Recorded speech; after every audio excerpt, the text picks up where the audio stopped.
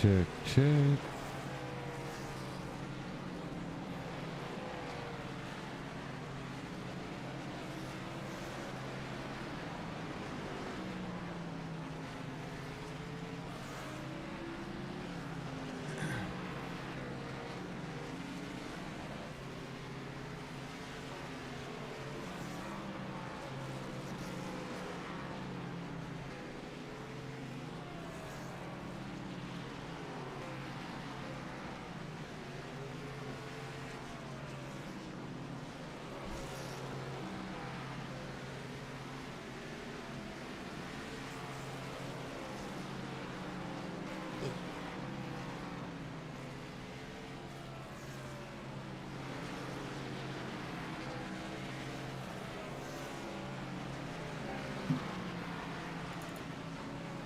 Check 1, 2. What up? What's going on, Cliff? How much are you doing? So I was looking last night, and supposedly you guys stream to Facebook at 720p, not 1080p. Really? Mm-hmm. The max quality is 720. At least last night when you're doing OG. Yeah.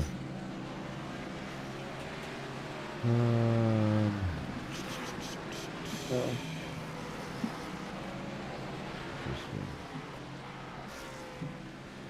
but that still doesn't really help my stutteriness. The stuttering. Yeah, I don't know why. That's interesting.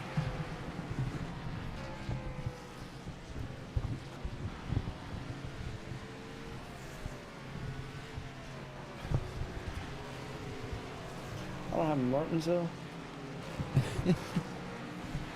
Damn.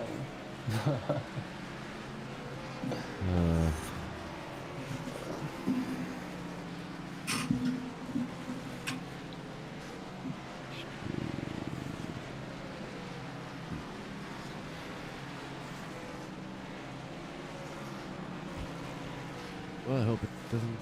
Right now, I'm streaming at 1920 1080 to caster, 60 frames per second. 7,047. So that's good news.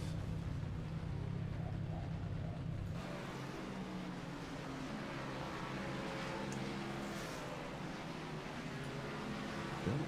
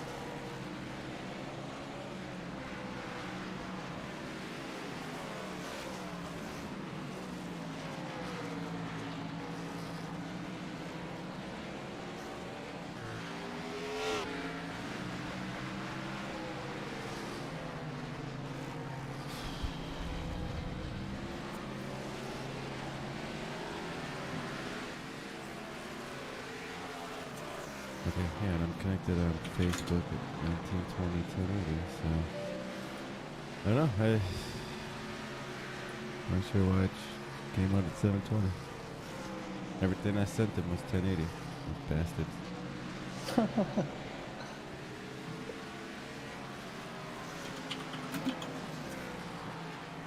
I mean, it didn't look bad. It's just, like, it looked fine.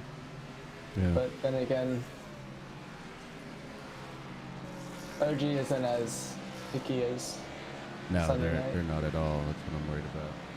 We'll see what happens. I mean, I'm connected right now. I checked Castler, and I checked I do Facebook. think. I don't know how to check. Where's the videos?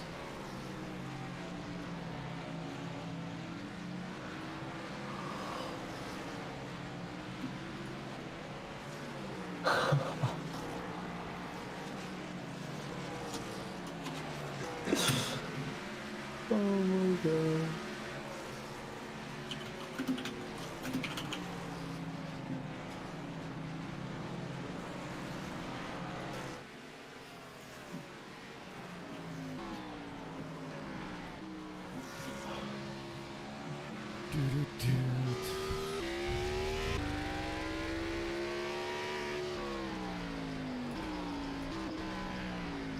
Yeah, interesting.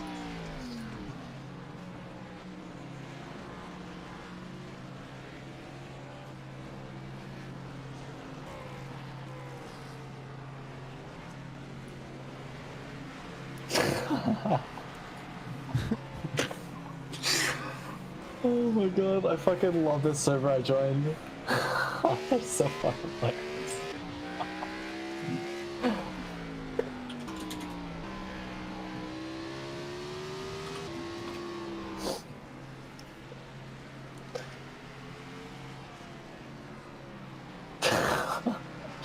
There's it's a group that one of my friends added me to, or like a server that one of my friends added me to, with a bunch of their friends and stuff. And somebody, they posted a picture, like a meme, and it was basically like this butt plug leash or something. Like it was a butt plug connected to like a leash, and it says, quote, "Bring your fine fucking ass over here" was a picture, and they added somebody, right? So they send a GIF of like, you know, Pirates of the Caribbean, right? They sent a GIF of when Jack Sparrow was like in the desert, and he's just like staring off into nothing, and then just starts off. And they're like, "Fuck no, LMAO." So I sent a GIF from Family Guy where Stewie and his crew is saying like, "Get back in here and love me." Then they send a GIF in return of this guy running around, and he's got like one of these bendy metal tubes, or like ducking basically. Yeah. And like puts it over himself, and then like runs up to a wall and just hides.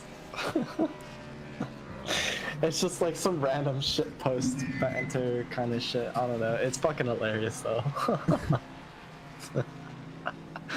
Nice.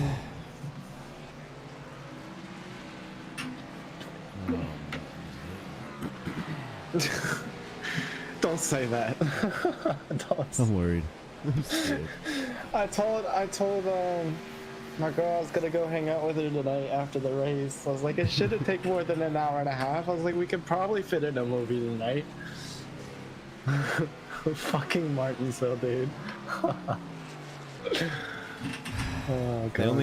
They get 25x and they get DQ'd, so I'm hoping that either Not people only really that, I are- think they have one fast repair, so a lot of guys, if they end up getting fucked up, they're gonna end up just leaving too. So I saw 0. is it 0? I thought it was 1. I looked It at the might be info when 0. I joined, and I thought it said 0. I haven't gone and looked at it again in a while, but I think he did it on purpose to keep the crap down. And Yeah, you know, it if is you hit 0. 25, you get DQ'd. Forget it, your night's over. So Yep, it is 0. hopefully it won't be too bad. Race laps 250. a maximum of 3 hours and 30 minutes. But then again, Martinsville is also like somewhat of a small track, so it's not. Yeah. It's not like 250 if you get like, you know, several or like 50 green flag laps is like 20 minutes, 15 minutes or so. It's like, it's not that long. So as long as it keeps going somewhat green, it will take only like maybe an hour and a half. Yeah, that's what I'm hoping for. You know, if they get these idiots out here, they'll get DQ'd, and we'll see how it goes.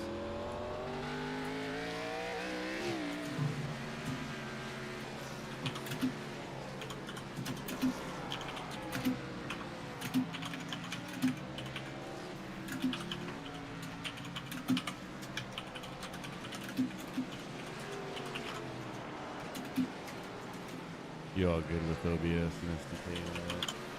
Yeah. On target performance group.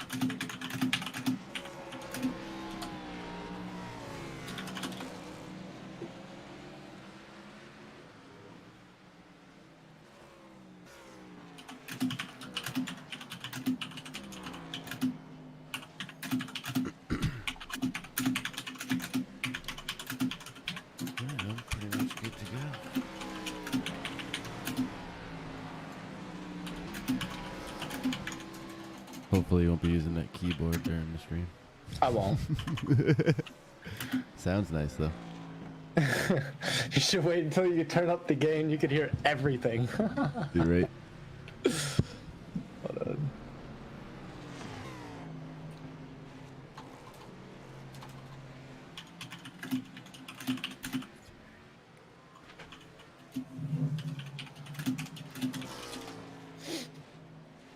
No, they're still on the anal subject, and somebody was like, "Don't knock it till you try it." And this is somewhat of a true story. But I go, my ex from 2 years ago tried sticking her finger up my butt one time, and it was her idea, not mine, and didn't even tell me she was gonna do it, and I've been scarred ever since. The true story on that was I was walking down the hall when I was with my ex one time when I was at her house, and she tried, you know, going to fucking like poke me in the ass or some shit. And like she missed and just hit my cheek, but like I legit turned around. I was like, never fucking do that shit again. I was like, I will slap a bitch. So they're like, you should try alone before with a partner for sure. But I don't like to knock. It's what somebody said. And then they're like, then barge in XD. I said, I don't like things up my butt. I have a hard enough time with poops. I don't even want to try going in. And they're like, LMAO, fate. Dude, I love your honesty.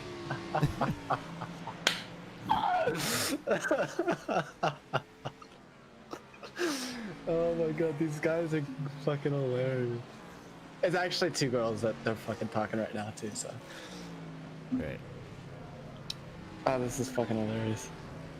No, I won't be typing during the thing. I'm gonna turn off my fucking Discord or turn it fucking the do not disturb and.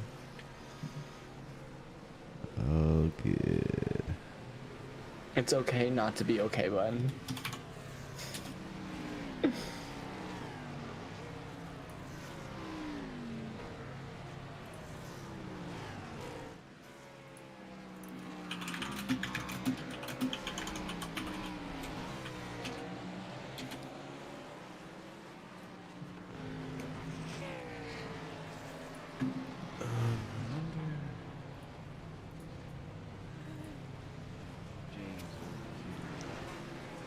Yeah, is James coming? Thought he was. About ready to jump into their broadcast, but I don't want to leave him here. Send him a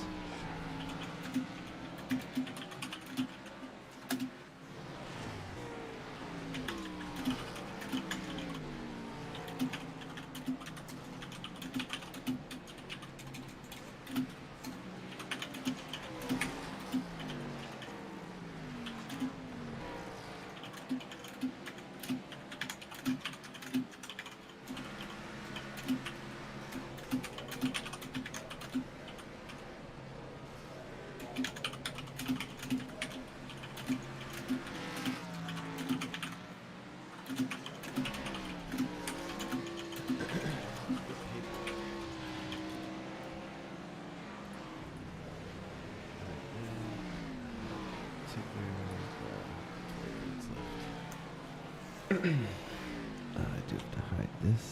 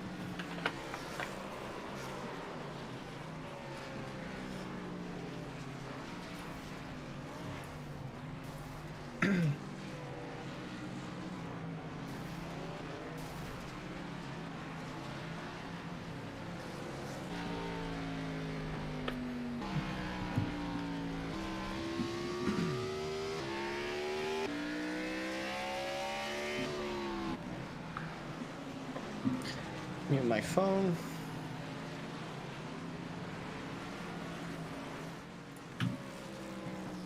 Add this. EBR open. Okay.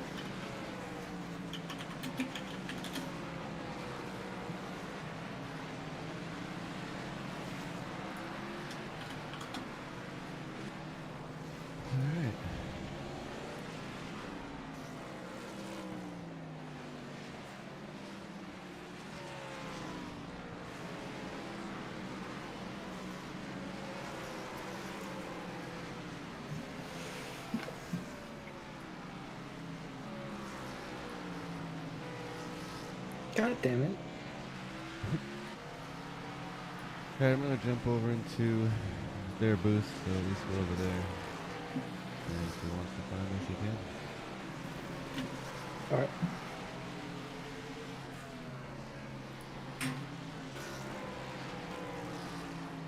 Sure.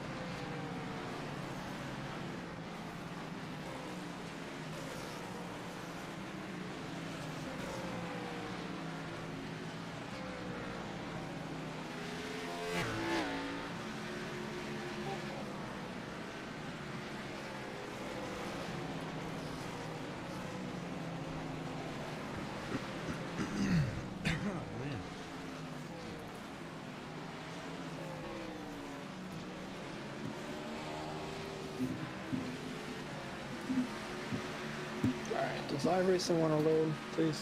Thank you.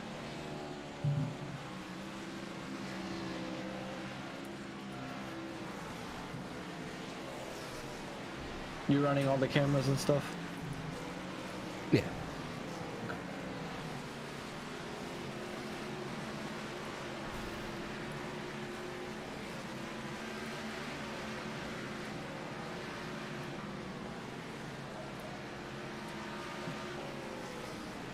Do you have any special cameras for this week?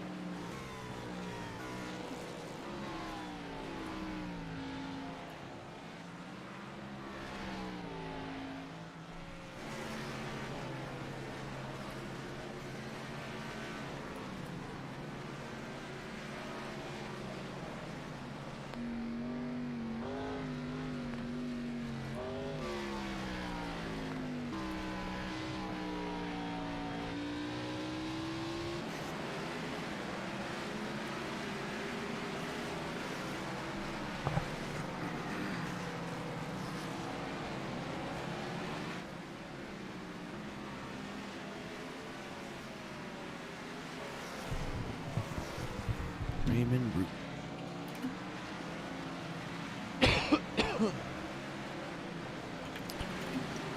This guy, what the hell is he talking about?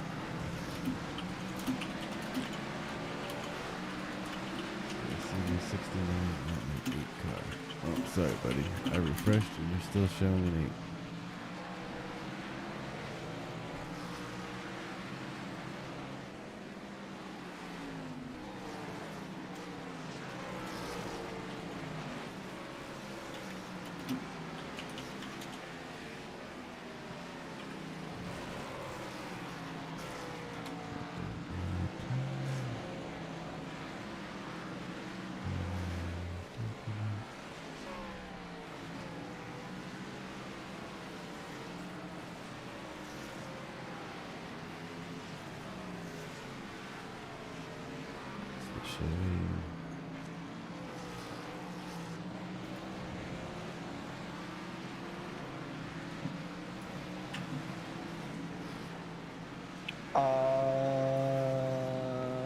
Need to be commentator. Room is SNN 2, right? 1 second, let me check.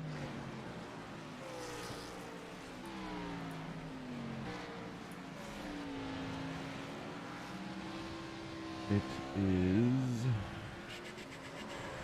SNN, all capitals. Just SNN. Yeah.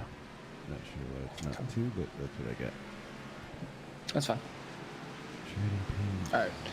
And you are not using any like special cameras, are you? No. Nope. Okay, just normal iRacing ones. Yeah, just the default. Just want to make sure before we get into this. I'll actually double check that right now. Control F12. Load track default. Yep. Okay. Yeah, I haven't had time to do any cameras. I'm not trying to screw this show up. Alright, so they go to practice in 3 minutes. I'm probably going to put the splash screen on and just wait for, not practice, qualifying. Because I think they go, I think the feed goes live at 8:20. Is James coming, or is it just me and you? It's looking like it might be just me and you. I thought he was coming. He might. Okay. Something might have come up. I didn't hear anything from him, so just plan on us. Do you want to take lead, or? It doesn't matter to me. Whatever you want to do. You've been doing the series, so I'm assuming that it'd probably be best if you do, and I can just kind of tag off of you. But I also have done my research, so you know I can do the sponsor readouts and stuff. Okay. And then if you want to just kind of take the lead as far as the racing goes. Yeah, I can do that. All right, cool. I'm gonna let this guy know I got the right car up. Where did that go?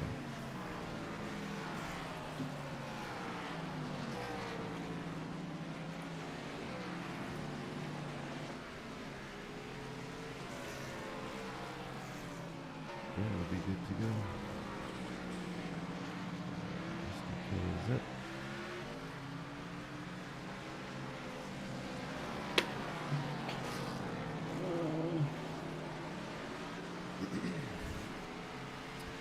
So yeah, I usually go to the splash screen when they go to qualifying and take those last 10 minutes of my life to go take a leak, grab a drink, get settled, Yeah. stretch out my legs one last time. I do like to do the turn it up segments. Like I try to do it 2 or 3 times throughout the race. I'll mute you on my end when I go to it. I'll let you know I'm going to do it. I usually stay there for a good 5 to 10 laps, especially on a short track, unless they go to caution. So, pretty basic stuff. Yep. When I come back on the other side, I'll throw the pole. Well, I can't do the pole award till they actually grid, but you'll know when we come back. I'll give you. I'll do the intro so that you know that we're back. All right. And then I'll let you take it after that. Alright, so 20 seconds of practice left. I'm going to go to splash screen, and I'll see you on the other side. All right.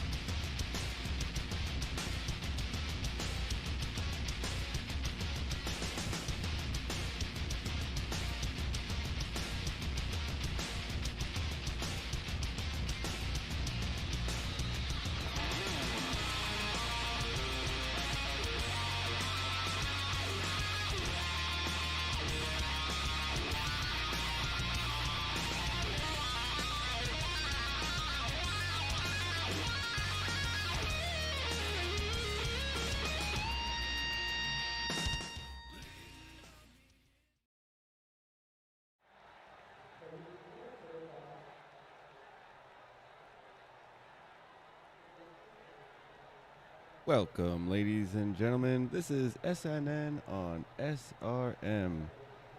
I'm Cliff alongside with Christian in the booth, bringing you all the action here. Good, Christian. I heard you pop in there. No, I'm just saying hello. Tonight we're at Martinsville, so this is going to be an interesting race, a very short track. I believe it's only a half mile, 250 laps, I do believe. So quite a short one for being a short track. They're starting to grid up, and we will go ahead and run through those. I'll go ahead and start.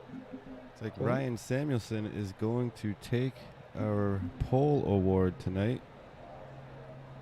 That's the On Target Performance Group pole award. It's going to go to Ryan Samuelson in that 81 machine. Congrats to him. Joe Stafford's going to start next to him in row 1. Raymond Rutan at 69 is going to start 3rd here today.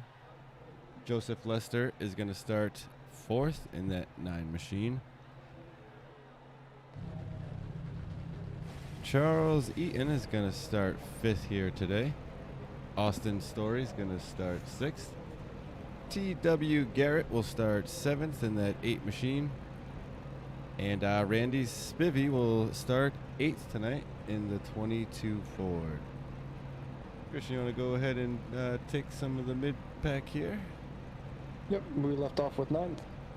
Yes, sir. Being, Alan Heinsohn, sorry. Jared Small sitting in 10th. Marty Roberts Jr. is sitting in 11th. Leo Bronska is sitting... everything just switched up on me. He's in 12th. Seba Cornes will take 13th here tonight. Barry Coffey's going to start off 14th. If you want, I can just continue through this since I got it up. Chad Sanders going to roll off 15th. J.C. Gibson's going to roll off 16th, it looks like, today. Tyler Connolly's going to roll off 17th with Chris Claude starting 18th. We'll advance some of this here. Mike Contino is going to start 19th with Nicholas Breitenbach starting 20th. Jeff O'Rourke is going to start 21st. Steve Darteris 22nd. Dean Weeks will start 23rd and Wes Dobbs 24th. Yeah, we got Derek Jacobs starting 25th. Matthew Gaskins 26th. Lauren Jones 27th. Lewis Fetterman is going to start 28th here tonight. Neil Hayes 29th. Danielle Fink 30th. Brian Tarnowski 31. Kevin Rourke is going to start 32nd, and Chris Landrum will roll out 33rd to bring out the pack.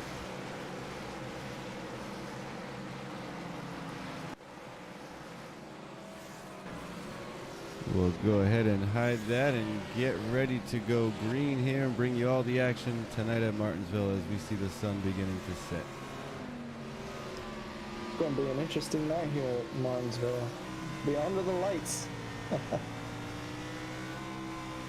Yeah, definitely going to be a fun one. I haven't seen many races here under the lights, yet alone called one, but I'm excited to do it. It's the Sunday Night NASCAR, guys, brought to you by Davis Brothers Roofing and On Target Performance Group. They are going to give us a show tonight in this short track. It's the paperclip. I am definitely excited if you can't tell. Pace car will dive off. Christian, take us to the green. All right, Ryan Samuelson there on the outside, or the inside rather. Joe Stafford to his outside, patiently waiting for that green flag. And there you go. Ryan Samuelson will take the green as they go down into turn 1. With Joe Stafford kind of falling back just a bit. Raymond Root not pulling up in the second.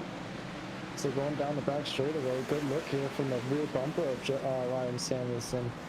Raymond Root right behind him. We saw the 69 there, Raymond Root, all over the bumper of Samuelson on that excellent camera shot of the back of the leader's car there, that 81. Yeah, indeed. Say again? I was just going to say he had a mirror full of that 69 machine right there.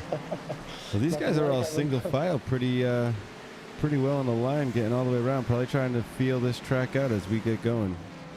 Yeah, not too much two-wide racing quite yet. I don't think we're going to see any three-wide racing, but we've said that before about these guys, and they never fail to impress and going 3 wide on some of these tracks. So, but they usually keep it clean, and that's what I've liked about this group so far, is that they're very competitive and they're very clean usually about racing. So, so we're now on lap 4 of 250, keeping it green so far, and Ryan Samuelson starting to somewhat put about a half a second gap on Raymond Root.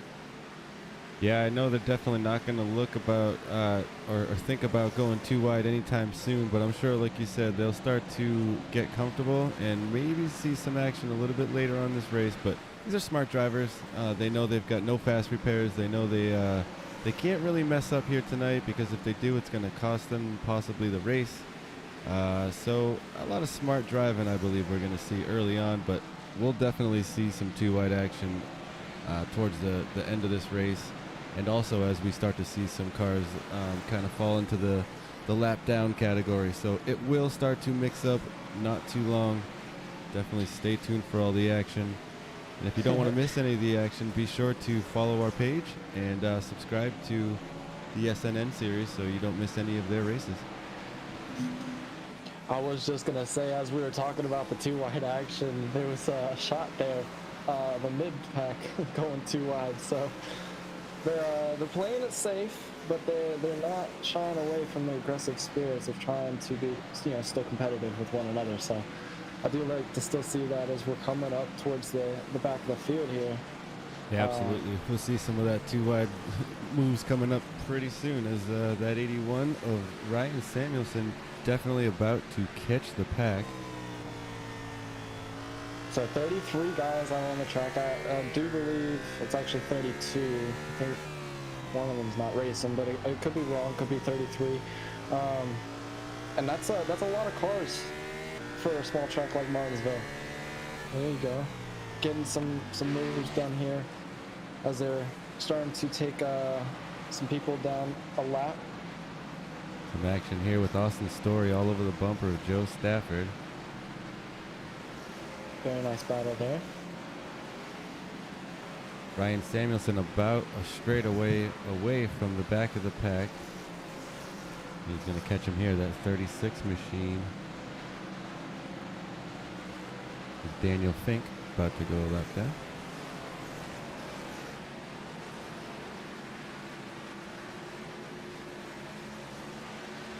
He's now, I was going to say, Ryan Samuelson has now put about a 2-second gap, or almost a 1.5 second gap rather, on Raymond Root there in second position.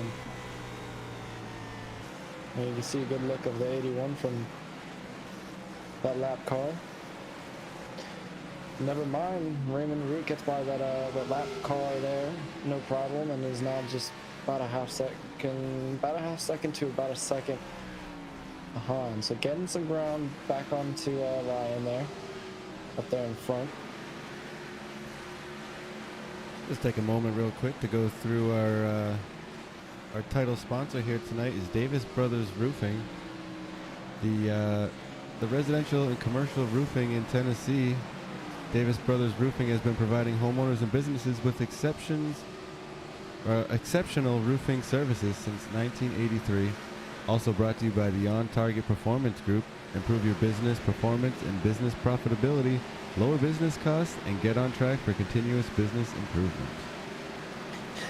That sponsor read had messed me up the first time too. I think there's a typo in the sponsor read, but there's no ways on that. We kind of figured it out. I'm going to go ahead and edit that now since I have the power to do that, and I am actually guilty for writing this in here, and I'm going to blame it on a copy-paste error.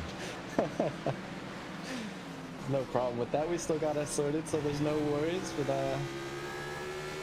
go ahead and get that sorted. Ryan Samuelson still out in the lead. Raymond Roots just shortly behind him, back on the rear bumper as they're still trying to fight lap traffic there. The 11 car just going down a lap. Lauren Jones, that number 11 machine, in the Cheetos car. Love Cheetos over here. That's a nice looking car. As we see Ryan Samuelson getting by him. I'm sorry, that was Raymond Root in that 69 machine. Like the Jack and Coke machine of the 69 getting by the Cheetos. This is great. Don't make me want some Jack and Coke and Cheetos. Got my snack and drink right here. We are under caution. Our first caution There you of the go. night. Let's take a look, see what happened. Joseph Lester in that number 9 machine. Saw him turned around and no, maybe not. Saying Joseph Lester crashed, and this is a replay. Got It Brian. is. Okay, never mind. So I'm messing myself up.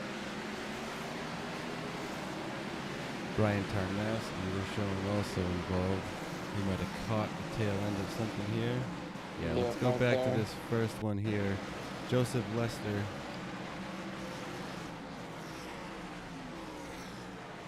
Just getting a little loose. Oh, and up into the wall. Very unfortunate. Yeah, we see him get up into the wall here, and I think what we see after that is Joseph Lester is going to come and get caught up into the rest of that. Like Jarrett Small also involved. So a couple of cars involved there. This is Martinsville. It's very short and very narrow, and when something like that happens, you do tend to clog up the track a little bit, and there's definitely nowhere to go. Very unfortunate. No, Oh, Ryan fast Jameson. repairs, so they'll be spending a couple minutes in the pits for that one. Hopefully not too long. Absolutely. Yeah, hopefully not a ton of damage, considering it is Martinsville. The corner speeds are way lower than you'd see at some of these larger speedways. And, you know, the damage is usually a little less, so hopefully not too bad. It's also, it being a speedway, aero's not going to be an issue. So we'll probably see some of these guys, even if they do get into some small fender benders, not worry about damage too much. But hey, you know, we're at lap 20 under our first caution. So far, really good racing out here on this paperclip. Indeed. I'm trying to find. So, if I remember correctly, 2 weeks ago we had Bristol Dirt for these guys. So they follow the exact. Yeah, their schedule matches. Yeah, as the Cup Series. Here it is. So Raymond Root, who's sitting in second place right now, actually finished the Bristol Dirt race in second, and our leader Ryan Samuelson finished third. So got two of our whole our podium finishers up here in the front tonight with two very fast cars there. And our first place finisher from Bristol was Tim Trowbridge. He's sitting back in. You know, I was just about to. Oh yeah, I was filtering through the names real quick, and I actually don't see him here in this race. So I'm afraid he may not have made it here tonight. It looks like he might have taken a break this week, but that's okay. Ryan Samuelson and Raymond Root there in the front row will take the restart here. And Ryan Samuelson getting a big jump. He's going to jump to the outside. That he did. Right in front of Raymond Root. Raymond Root just desperately trying to get into that spot, battling. It's like Joe Stafford going. Joe Stafford here making a move for the inside for P2.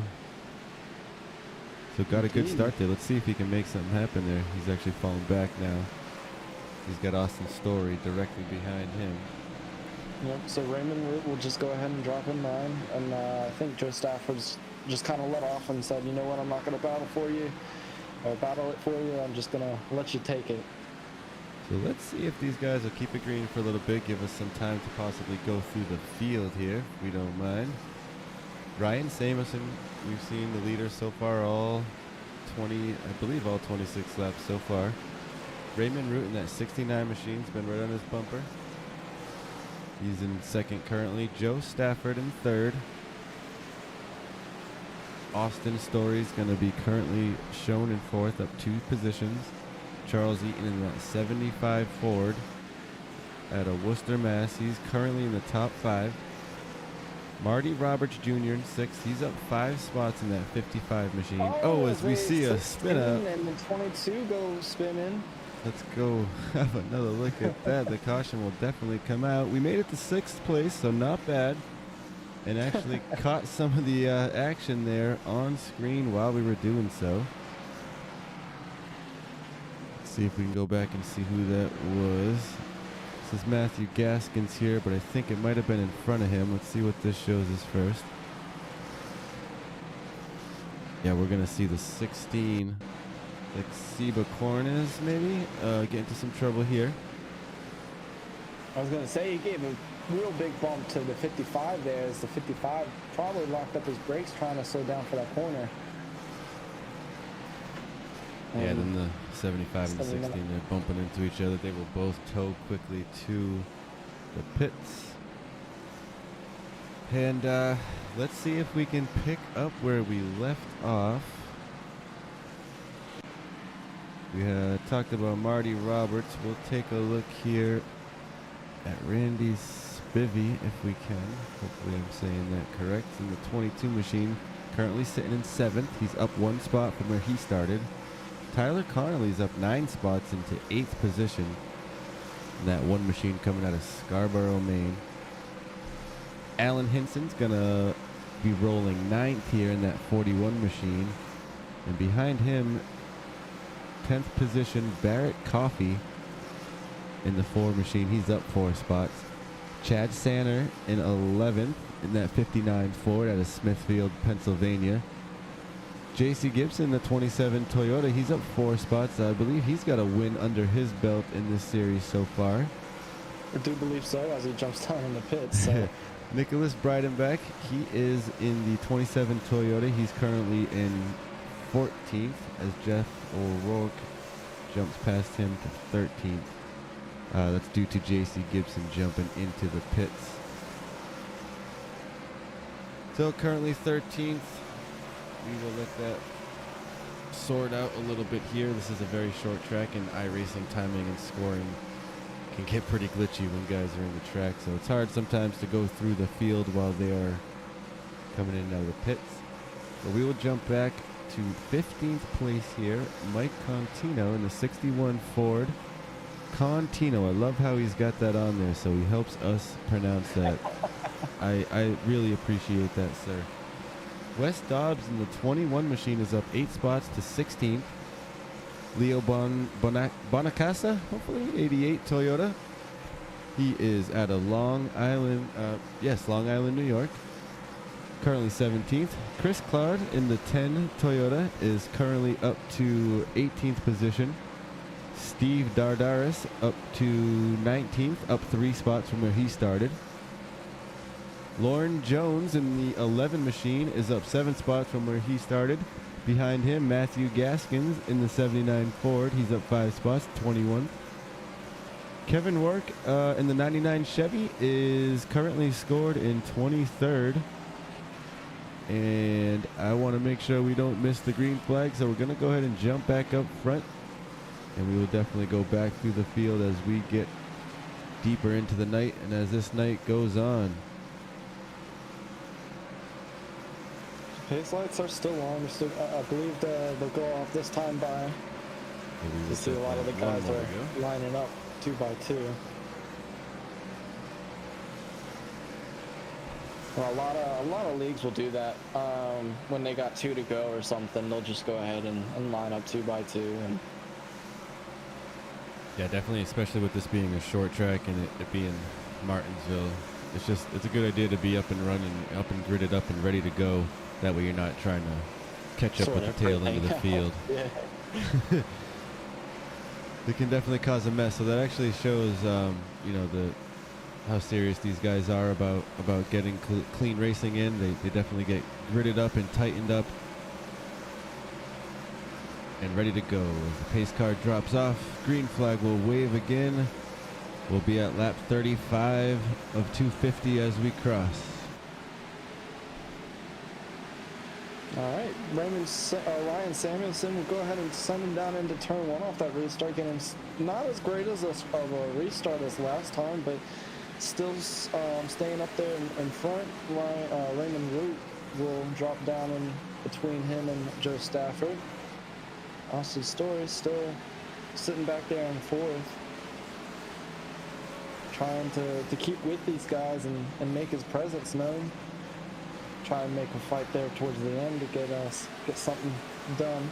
See there, Charles Eaton not too far behind Austin Story, the number 75 machine in that Ford. Marty Roberts Jr. sitting in fifth. From pole position or first position all the way back to 10th. I mean, this is some Caution is out. racing. Oh, and we got another caution. It's like Mike Contino. See what happened, going a little wide. Oh, guys, he's getting back on the throttle, just spins out a little bit. He should be able to get back up and running, as he didn't really hit the wall. So good job for him for being able to control that spin, not making it any worse. Yeah, I think it was a real light little tap, if not net code, from, I'm not sure who it was behind him, but whoever was behind him. So I didn't see a lot of heavy contact, so I don't think anything was any foul play. There's some real close action here at Martinsville, and that's kind of that's what you get here when you get real close, too wide action around the corner. If you get a little too close, you will have one car spinning out. Yeah, it just looked like he got a little bit wide and got on the gas a little too early and spun the rear out.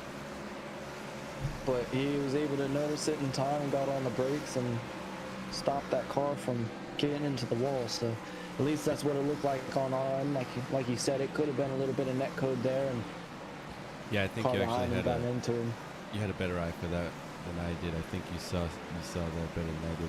He was definitely getting loose rather than getting some help from the car behind him. Definitely don't want to put that on whoever that was behind him. If it was not intentional, and I'm sure he might be upset, but he knows it was only in spirit of racing, so it might have just been on himself. But sometimes it's hard to tell when it's that close too. Like I said, with netcode, you can never really can tell unless like you're right up on it or you're one of the guys racing. So sometimes it can be hard for us commentators to be able to look at the replay and be like, yeah, that was definitely netcode, or yeah, that was just definitely the driver or something. So, but nonetheless, everybody will rack back up. Hopefully no feelings are hurt and we can get back racing. Incredible show so far tonight. We're on lap 41. We've only had 3 cautions, and so not too bad. Had about 20 laps of green flag racing so far, and a lot of these guys are ready to increase that number.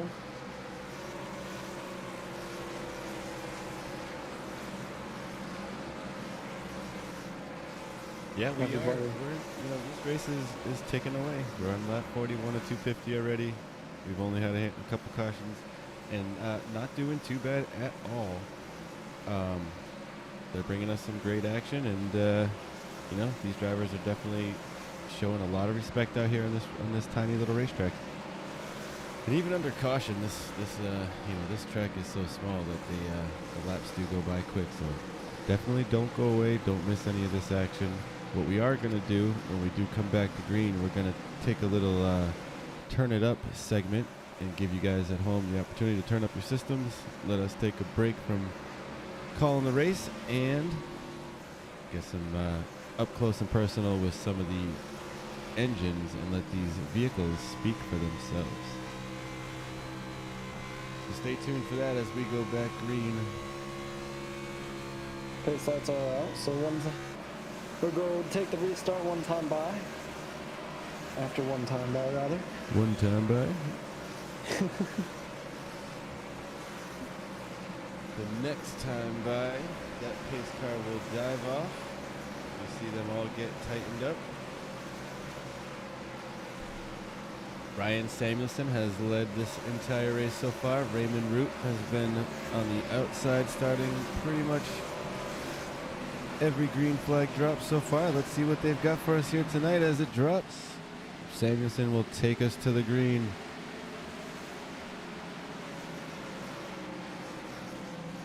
These guys all got a real good start as they come down the backstretch.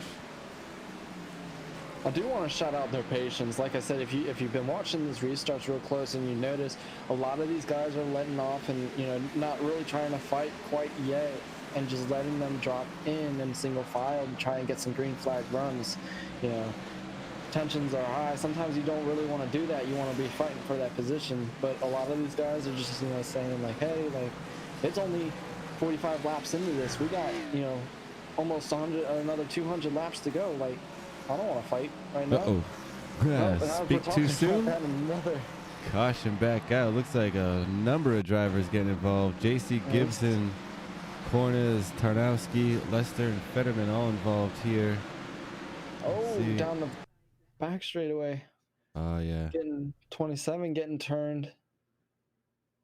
And like you're saying, this track's so narrow, especially on these straightaways. It's with this new smoke update, you have no idea where that car is. It's so easy to get piled up like that.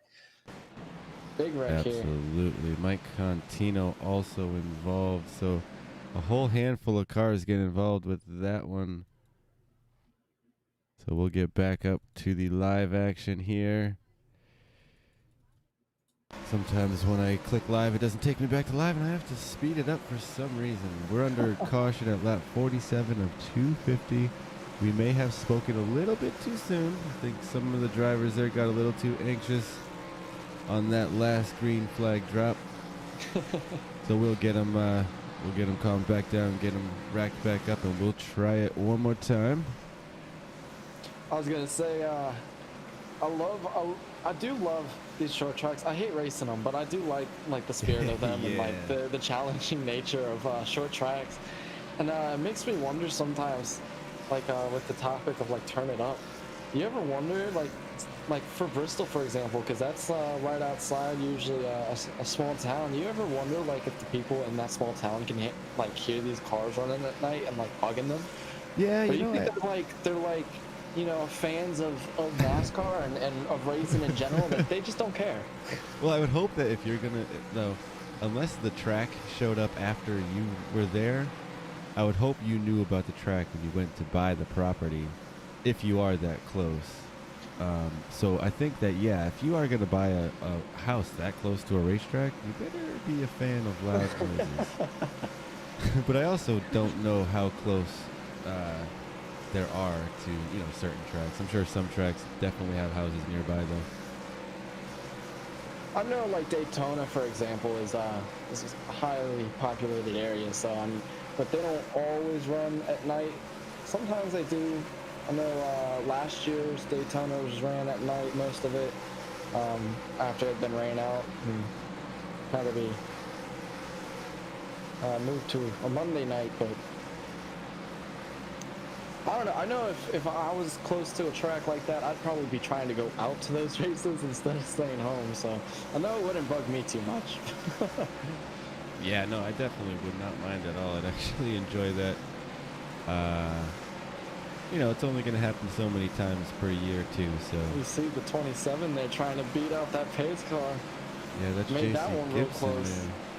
I wasn't sure if he was going to actually come out. I thought that he would have got stopped and had a closed pit, but maybe not. Maybe they let him get out there. We'll see if he gets any penalties handed to him. Pace car will be off. We'll go back to green. Lap 50 of 250. Ryan Samuelson, Raymond Root, and Stafford are 1, 2, 3. Oh, caution will come back out. Caution. So Matthew Gaskins, Jeff O'Rourke, Neil Harrell, Lewis Fetterman. It's like Charles Eaton might have been the beginning here. And you see right the there 75 and line. the 55 getting up together in the restart there. Yeah, trouble in the restart on that one. It's probably going to cause some more guys to get stacked up and Everyone bumping to bumper to bumper. That's what happens when you have a little trouble on the restart like we just saw. So, hey. I don't know if you're okay, but I was gonna see. Do you want to jump in on the onboard camera of number 4 and see what he saw during that? Because he had to lock up his brakes going into that corner. Absolutely. He's a berry coffee here. Yeah, let's definitely see what we got here. On board with berry coffee. Oh, yeah. Hard on the brakes, but really, you don't want to... That was very smart of him. I give him a lot of props there. You got to get hard on the brakes, but then you also can't just turn left because you got guys out there. Very smart. And he was pretty close to the action too, so a lot of that smoke effect from the update didn't really affect him all too much. So you can kind of see what was going on and where that 75 was going. So, like you said, good job to him for being able to. Yeah, that's real hats off racing. Or heads up racing, I should say. Yeah. Very, very good job by him. So he probably jumped down in pits. He just came out, so he probably jumped down to get some extra fuel, maybe some tires, and fix that minor bit of damage that he got there.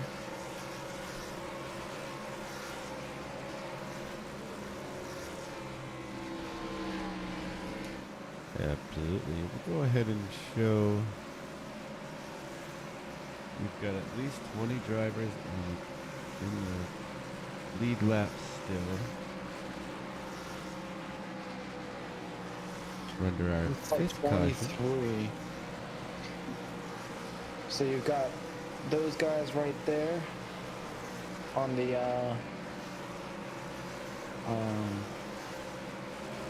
It looks like 23rd on back. We're one lap down or more. So yeah, you got the top 20 guys there on the tower, and then you've got Dean Weeks, Barrett Kofi, and Charles Eaton in 21st, 22nd, and 23rd that are all on the lead lap right now.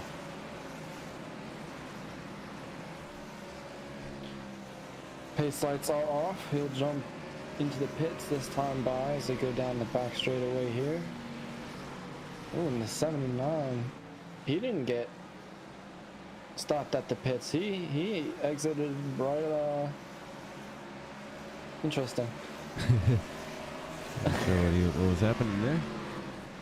We got He some might guys. get a penalty, but pace car is in. Ryan Samuelson and Raymond Root in the front row will take that green flag as they go down into the turn 1 here. Raymond Root actually making a move on the outside there, as I saw my overlay here. Yeah, it's going side by side. He says, never mind, I'm just going to drop him behind you. I'm going to take that one. So let's go ahead and jump right into our Turn It Up segment, just in case we get another caution. We will be right back after this Turn It Up segment. Enjoy.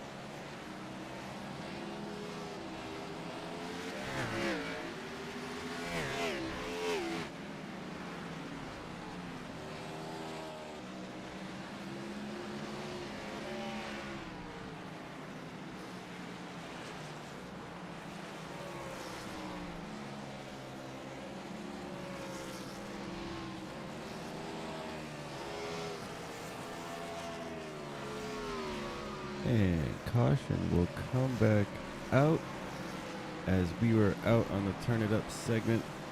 Some action out on the track. Let's take a look at my timing and scoring and see if we can... Daniel Fink. What time you got on that? Lap 60. Lap 60. Thank you. All right, we'll go find that. I'm happy that we were able to bring a quick turn it up segment to you. Lap 60, Daniel Fink. I'm not seeing anything on my computer, but here he is here. Let's grab him and we will rewind a little bit, see what happened here to Fink. This is not the ideal way to do it, but it's the easiest way to do it without losing him, as he actually blinked out there. That's what happened to me. He blinked out on my screen, and that's why it didn't show me what happened on my timing and scoring, unfortunately. Well, it looks like she actually may have gotten loose out of turn 4 there and jumped out or slid down to the wall. Doesn't look like too much damage. Like you said, short tracks are pretty alright to have a little bit of damage. It's not a big aero track, so hopefully she should be fine and can continue on. Yeah, it looked like she was in that by herself. I didn't see any other drivers involved or around her when that did go down, so it's like a one-car spin out. Probably the best type of caution you could have here. Indeed, a lot of the times when you get loose, the best thing for you to do is to, coming out of these corners is to lock up your brakes and just send it down to the wall and try to slow it down as much as possible so you don't shoot back up into the middle of the track. Most of the time, once you'll see it happening and you'll stay to the top, and you can usually avoid it. So props to her for being able to keep it down low and out of the way and not causing anything more to come out of that. You just jump down, maybe grab some tires and come back up. Yeah, absolutely, well said. I definitely like that piece on locking it up and kind of turning hard left and finding the inside wall. It's a good way to show a lot of respect to everyone around you and possibly what had just happened. So, another smart move by some smart race car drivers out here. We're not seeing a lot of devastating cautions. You know, these are cautions that are 1 or 2 car spinouts, and you know, we saw one caution that was under the green flag drop and possibly have some spinning tires, but you know, that's some typical stuff. So typical short track racing. With these short tracks, it's kind of hard because iRacing will, as long as you're in the racing line, it'll throw a caution if you're spinning out or if you're wrecking out. So, and with these short tracks, it's not much room. So, like if you have a 1-car spin out and they go all the way to the bottom, nobody else is, and anybody else is, you know, put into it, iRacing itself will still throw the caution. So, sometimes it's hard to control that and just let them still ride, and you know, whoever just spun out by themselves, you know, just let them get back into the pits or whatnot once everybody has passed them. But well, here we go. And Ryan Sanderson will take the green flag. Yeah, he gets a big shot there. He leaves second and third to be side by side, but Raymond Root's got something for him. But I was just going to mention, Ryan Samuelson has now led, I think, this entire race. I'm pretty sure he's led every lap. He has indeed, but Raymond Root has been battling effortlessly to stay right on his bumper. He's actually made a pass on him, but it was only for a quick second and then dropped shortly back. So yeah, he's got these restarts down to a science, that's for sure, and he's staying in front of just about everybody. And you know, at Martinsville, track position is definitely important. I am interested to see if we get a nice long green flag run here, how he handles lap traffic. We saw him catch lap traffic early on, but we didn't really get there for very long. So that's what I'm waiting for. I'm very interested to see how these guys handle lap traffic. Yeah, like you said, he only passed just a couple guys once there in the beginning, and so it'd be interesting to see once we get some green flag runs down, how he handles that strategy of a long green flag stint, you know, combating tire wear and fuel saving and whatnot to try to make it. Oh, as we see there in the back, Oh, Nicholas Breitenbach. 24. And that will bring out the caution again. Look, he has got up high into the rubble there. Looks like a bunch of other people had gotten caught up in that too. Yeah, Neil Hale having getting caught up. Derek Jacobs, Joseph Lester, Steve Dardaris, Louis Fetterman, Danielle Fink, and Neil Hale also involved. Let's see if we caught any of that here with the 24 as he's going around. That's interesting, getting loose on corner entry. Not really locking up the brakes either. No smoke coming out from the tires on corner entry until he started sliding. So maybe he just hit a bump and unsettled the balance in the car a little bit. Let's bring it back a little bit and see if he... Yeah, just got loose there. Getting in a little too hot there.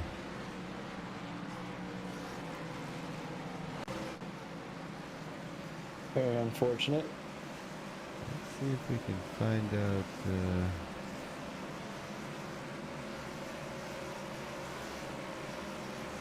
why some of these other cars got involved.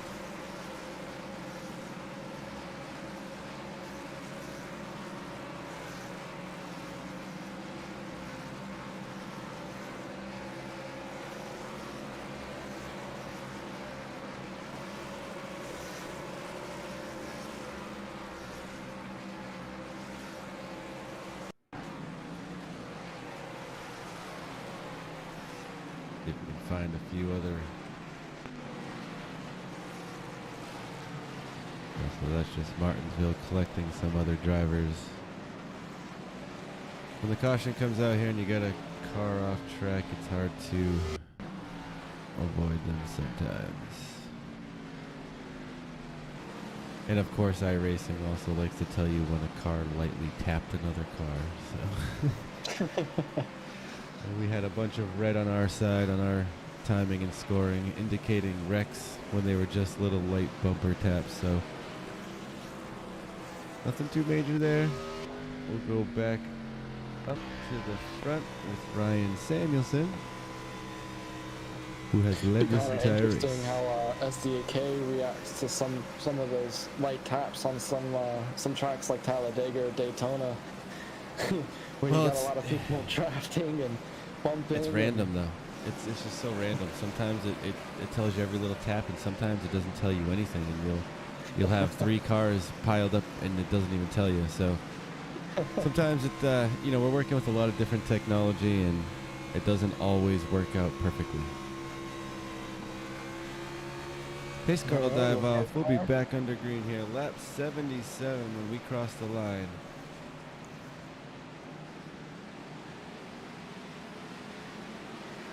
They'll put the hammer down. This time, Raymond Root there gets a good run on the outside, but he is on the outside, and at Martinsville, it's not going to work out great. So Ryan Samuelson will take the lead again, back to the point. 81 showing how strong his car is tonight, staying in front of just about everybody. Yeah, Martinsville is quite a flat track. Unlike Richmond, where you got the high progressive banking, so there's not really multiple lines you can really use here. It's usually just kind of a one-line racetrack, and a lot of passing is done either on corner entry and that or corner exit. So you see there, the number 9 making a pass on the outside. It's trying to. Sorry to interrupt you. Got another caution here. Looks like Derek Jacobs getting into some trouble.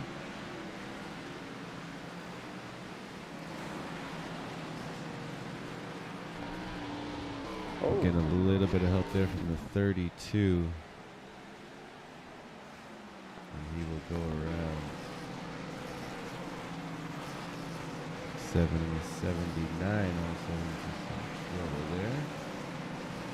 Maybe that was the 79, not the 32. I apologize.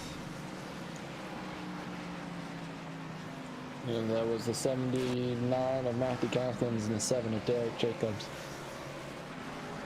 So we'll go back down into pit lane. We'll probably have to get some damage fixed up. Looks like JC Gibson also in, currently getting some repairs. Chris Claude now coming in.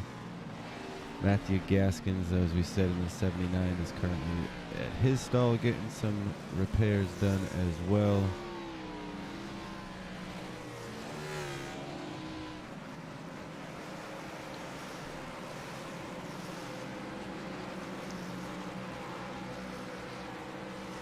Well, we are under caution at lap 81, and so far Ryan Samuelson has led this entire race.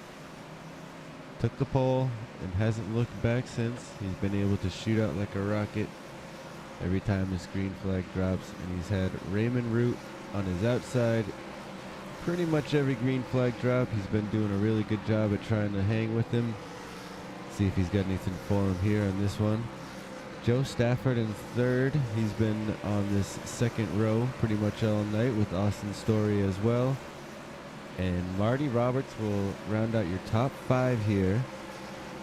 He's going to have Tyler Connolly in that number 1 Ford, who is up 11 spots currently in 6th in that third row. So watch for these 6 to try to get a huge jump on this next green flag. I mean, so far, I think the green flags have been where everyone has the greatest opportunity to gain a position or two. But at the same time, you got to be very cautious because those corners do come up quick, and you definitely don't want to be side by side getting into them if you don't have to be.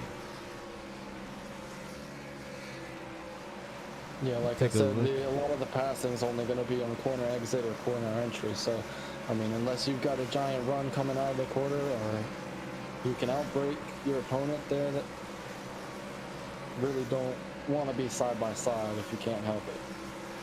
If you can help it, rather. I wanted to highlight Kevin Rourke here in that 99. He is our current highest mover, or fast charger, however you want to call it. He's up 19 spots from where he started this race, currently shown in 13. So keep your eyes out for him. He's going to be trying to make some more gains here.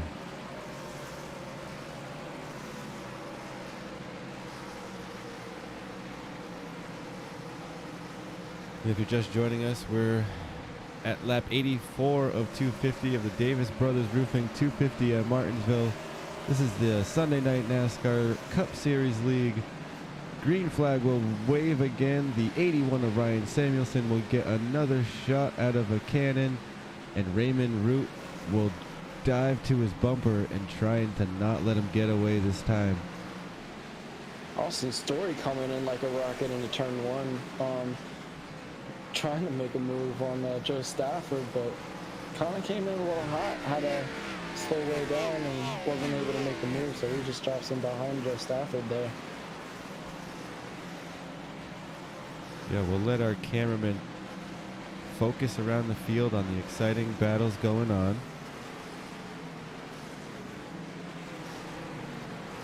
We see the 9 there on the outside line, not going to make that work very well. Joseph Lester trying to get some spots. He's only down 1 spot. Actually, he's down 8 spots, rather. Just looking at the wrong name. Yep, currently in 12. He's battling Leo Bonacasa. Hopefully I'm saying that right. This is my first Sunday night NASCAR race.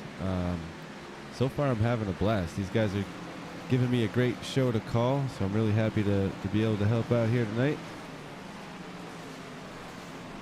No worries, and love having you here, Cliff. And usually you're racing a race tonight, but you were able to get up in here in the booth with me tonight, so I really do appreciate that too. Yeah, not a problem. Always happy to help out the team and help out especially this league. We've had a really great relationship with the SNN folks from the start of their Cup Series, and really happy to bring the great racing to their friends and family watching on Facebook and YouTube. We're really happy to have you guys on board, and hopefully we're good, putting on a great show for you tonight. I know these drivers absolutely are. Yeah, I love commentating and being able to watch this league. They put on a show each and every week, and it's really fun watching them and commentating for them.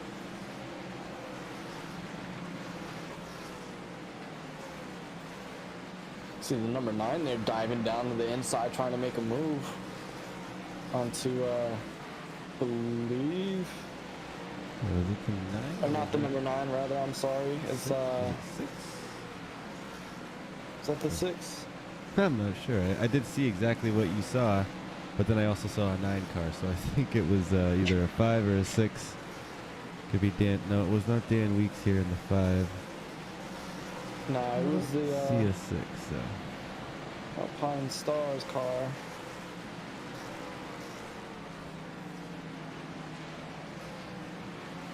See, Raymond Root's now up into first. So let's go ahead and run through the field another time, as Raymond Root has taken the lead, probably with some help of some lap traffic. So we will actually, let's go back and see if we can't find what happened there, where he took the lead. Looks Oh, like as we on get lap some 88. action. Oh, Well, as we say, Ryan Samuelson actually just wrecked. yeah, that was happening. As we were talking about that, the 81 Power goes just spins out. Yeah, he gets loose there. I'm hoping he doesn't get hit. That was close. Oh, that was close by the 23 car. Like we had some other cars getting into some trouble. Charles Eaton. And looks like Chris Claude also getting into some trouble.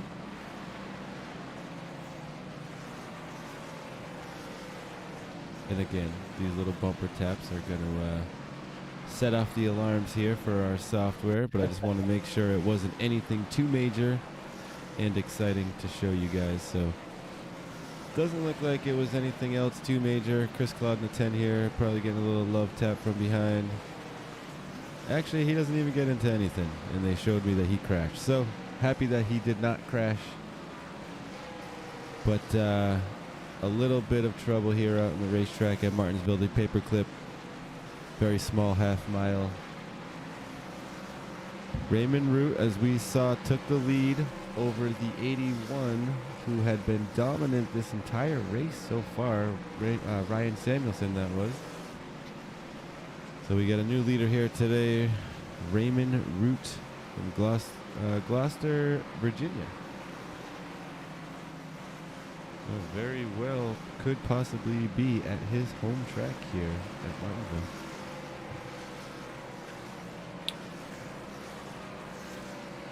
Actually, all right, well, we'll run through. Sorry, go ahead. I believe that area is closer to Richmond, so if anything, I think Richmond would be home track. I am from Virginia, obviously, so I know a little bit about the area. All right, so you're an expert. Not All a right, stalker, well, I swear. well, thank you for that clarification. So Joe Stafford here, second place. Derek Jacobs in the set. Oh, nope, hold on. That didn't work out. Austin Story. All right, I'm going to not attempt this just yet. These look like some cars were pulling off as I started.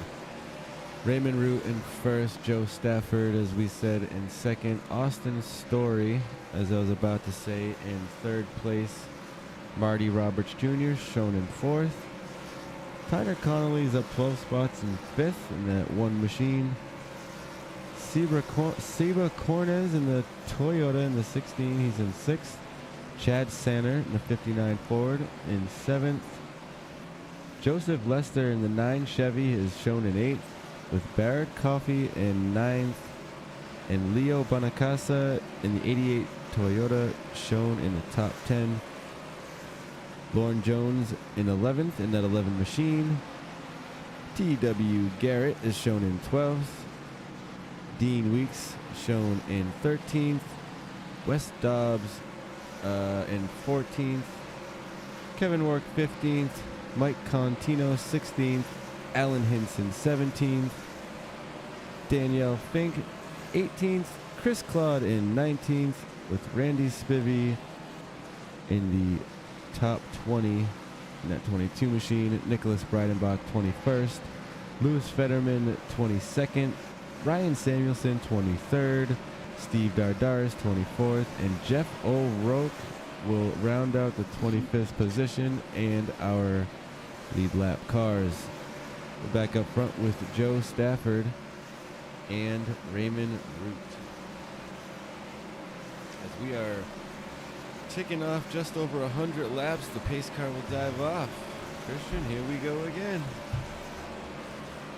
All right, Raymond Root actually gets a chance to start this one off tonight, as he's been on the outside for the past 100 laps. He's got a nice, very nice restart down into turn one, so coming down the back straight away. Austin Story. Raymond Root's been. Go ahead. I was gonna say, as Austin Story makes the move on to Joe Stafford, so they both move up a couple spots. What were you saying? We'll come back out. T.W. Garrett getting into some trouble.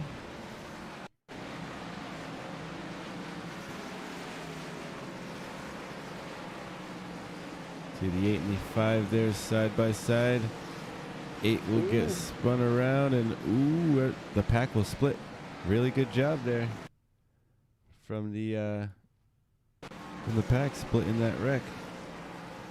We did have a couple of other cars involved as well. Yeah, just some taps, I believe.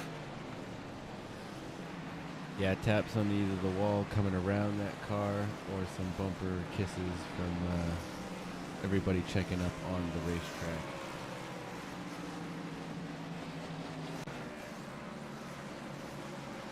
So we are at lap 105 under caution once again.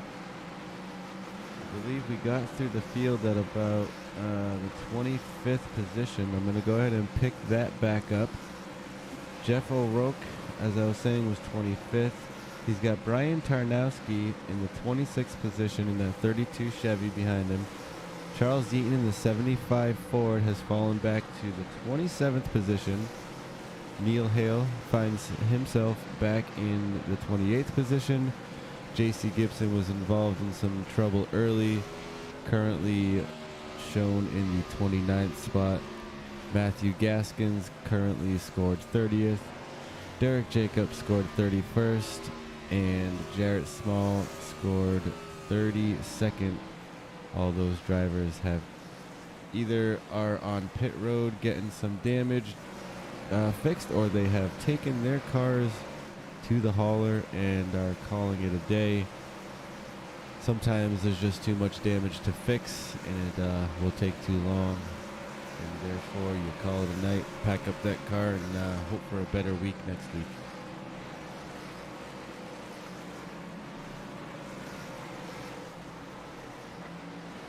I'd say this is probably a good time to go ahead and throw another sponsor read out there for these folks. Davis Brothers Roofing, established in 1983.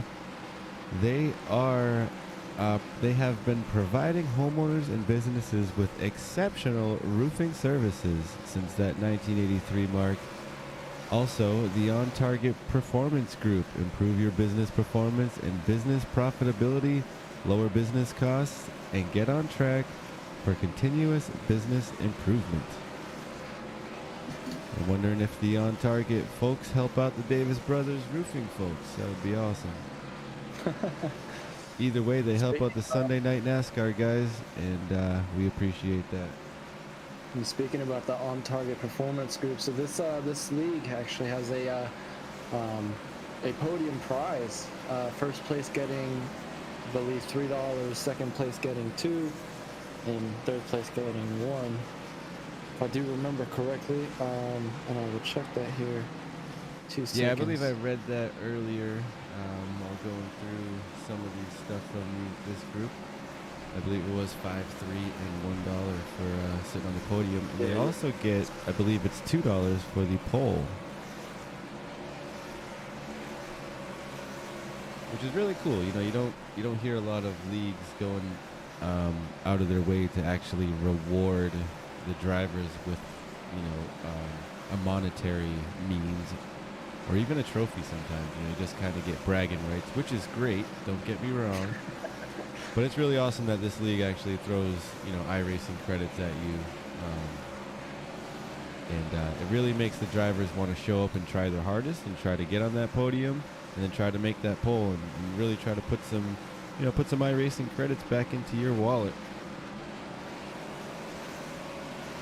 Well, let's see if Raymond Root can hold off Austin Story this time as he gains the outside.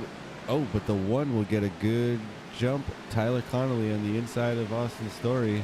Can't get it done though. 1, 2, 3 will settle in. Now you're seeing Tyler Connolly up here. Joe Stafford has dropped back quite a few spots. He must have went in. He's now down 17 spots back in 19th place.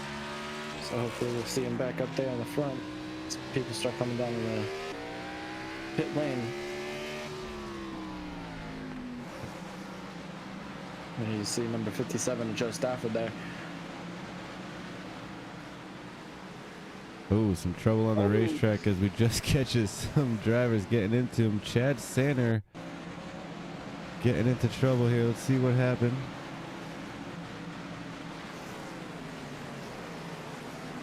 The number 9 of Joseph Lester and the 59 of Chad Sanner getting together going into turn 3.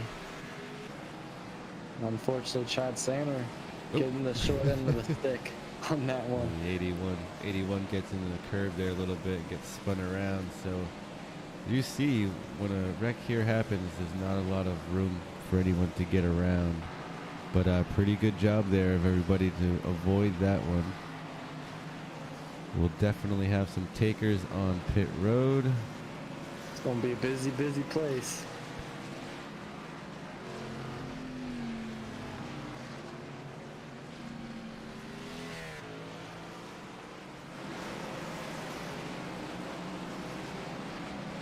Sure is.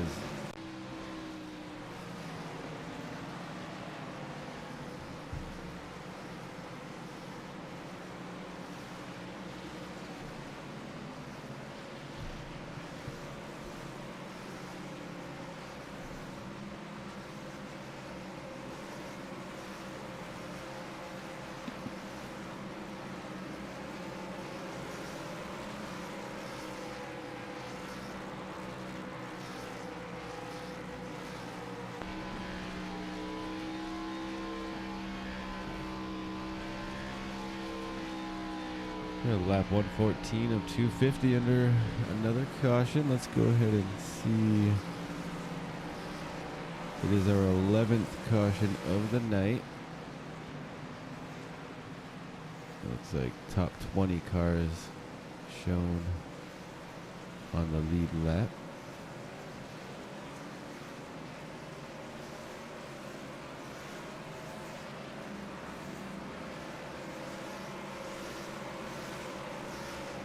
Raymond Root still on holding on to first place so far.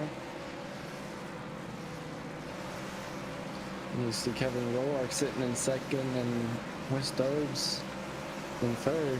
Wes Dobbs actually at 21 spots. Daniel Fink sitting in fifth, up 25 spots.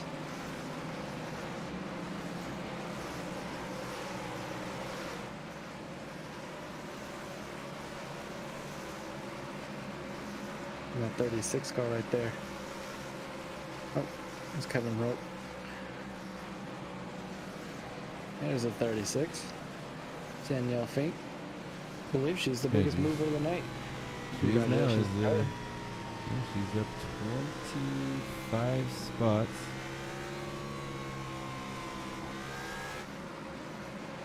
So now cracking the top 5. Let's see if she can get up towards the front and give these leaders a run for their money.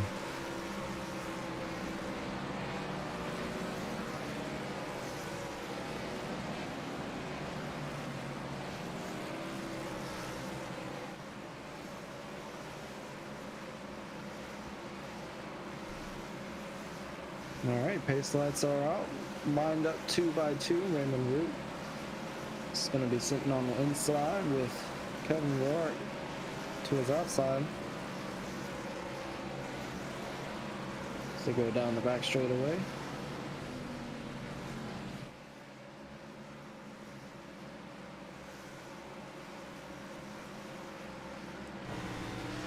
The pace car is in. And Raymond Root will take this restart here at Martinsville. The light shining down on him with shooting out like a cannon. Oh my goodness. On a different zip code there.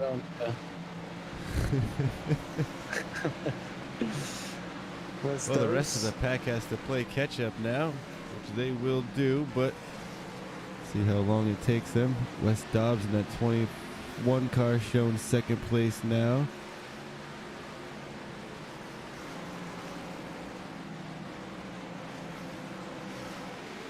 Beating and banging from third on back. First place of Raymond Root and second place of Wes Dobbs out to second. Whole second or a whole second and a half gap between. A little unusual at Martinsville. Let's see if that 21 can catch back up to him.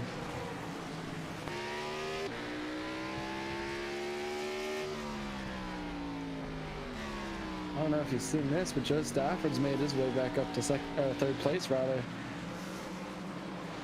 Oh, we got a slide out there into turn 3, or turn 2, rather. Just as we're talking about Joe Stafford here.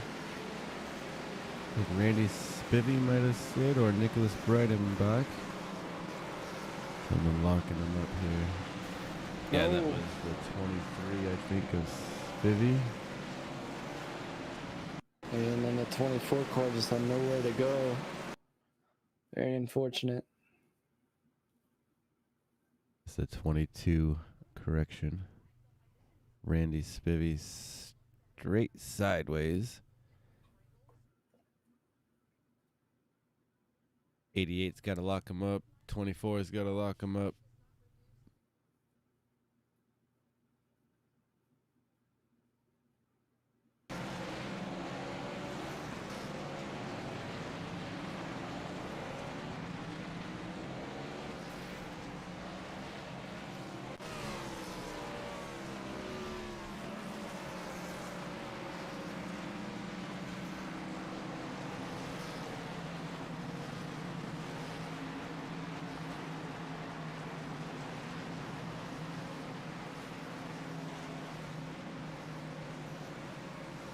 All right, well, hopefully we can get some green flag racing. I wasn't sure if you wanted to do another turn it up.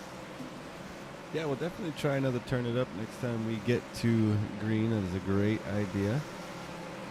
And in the meantime, while we are under caution here, let's run through the top 10. Wes Dobbs is showing up in first position now.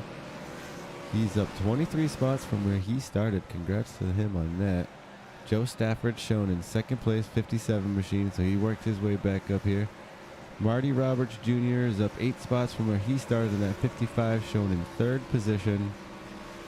Kevin Rourke shown in fourth in this 99 machine. He is now shown up 28 spots where he started, so he's the highest mover now.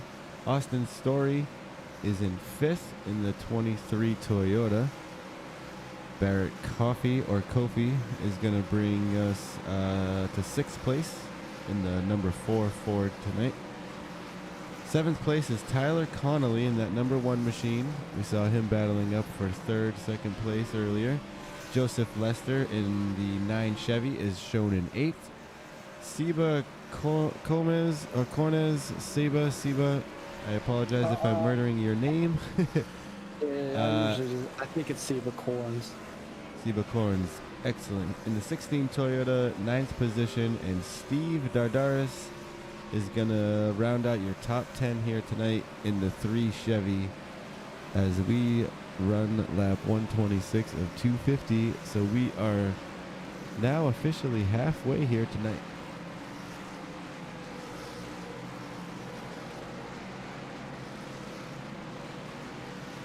normally Feel the around pace. this time is when we do our picks, but around halfway. But it's been such back and forth between a lot of these guys. It's almost hard to tell really who's gonna end up making it to the finish line on the at the end here. And I don't mean that in a bad way. It's just there's a lot of competitive racing out here and a lot of close action that you know, it's almost hard to tell who's gonna end up beating that next guy to the line. Yeah, I would definitely be cautious to pick a driver quite yet. Like I said, still 120 some laps to go, so I mean it's still a long way out, but you know, it's Martinsville. 120 laps can go fairly quick. The West For Thurbs and sure. Joe Stafford. When the green comes back out, as it will, we'll be back at it. Let's see if we can get a Turn It In segment in as these guys take off. Oh, hang in there. Not quite yet. Oh, the number 9 car, or number 99 car rather, of I believe that was Kevin Rourke, getting a little aggressive there going into turn 1. Shot out like a cannon and just try to make a move that I honestly don't think was quite there. Let's Very have a look at it aggressive. here in slow motion. Knocking up the brakes there. Yeah, Gets into that definitely grass and just turns aggressive. right. That's just going to cause a lot of problems here at the front of the field with 30 plus cars behind them trying to get going. So that's going to cause some problems for quite a few drivers, I'm sure. They probably got stacked up like an accordion. And that is definitely what you do not want here up at the front.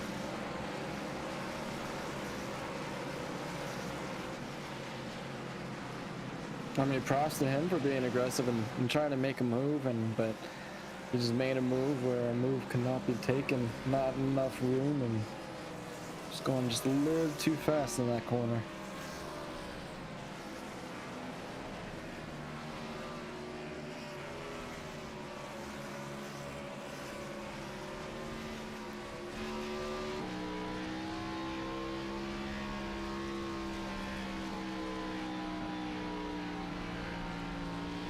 So Rostov sitting up in first position right now, 23 spots. It's the biggest mover tonight. Joe Stafford right behind him in second place.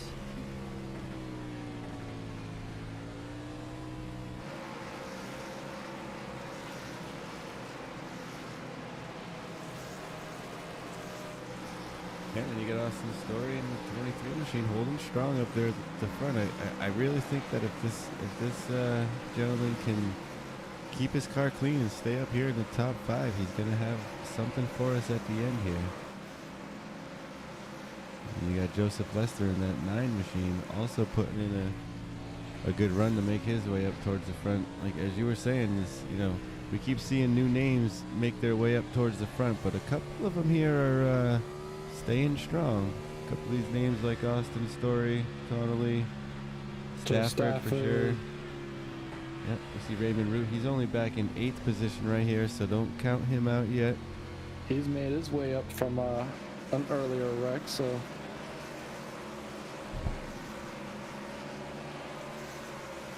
Looks like we got 17 cars in the lead lap as of now.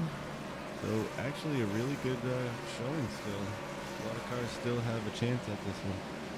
There's also a bunch of cars there in front of the leaders, so they might be able to get back on the lead lap, but it looks like a lot of them too are, well, maybe a lot of those cars up there in the front were already on lap, so as they make their way around the pace car. Yeah, they clean up the front here. They get waved around. The 21 and the 57 will be on the front row. The 23 and the 9 behind them. And you got the 1 and the 16. All 6 of these cars are fast. Let's see who will get the best jump off the line. And let's see if anyone's got something for Joe Stafford or Wes Dobbs.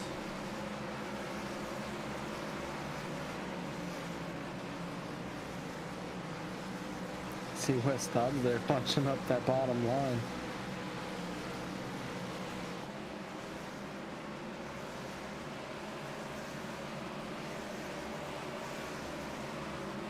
Pace car will jump down, West Dobbs and Joe Stafford on the front row there to take the green flag here momentarily. Yes, they will, and we will turn it up. All right, and there they go. All right, folks, go ahead and turn it up at home, and we will take a break, and we'll...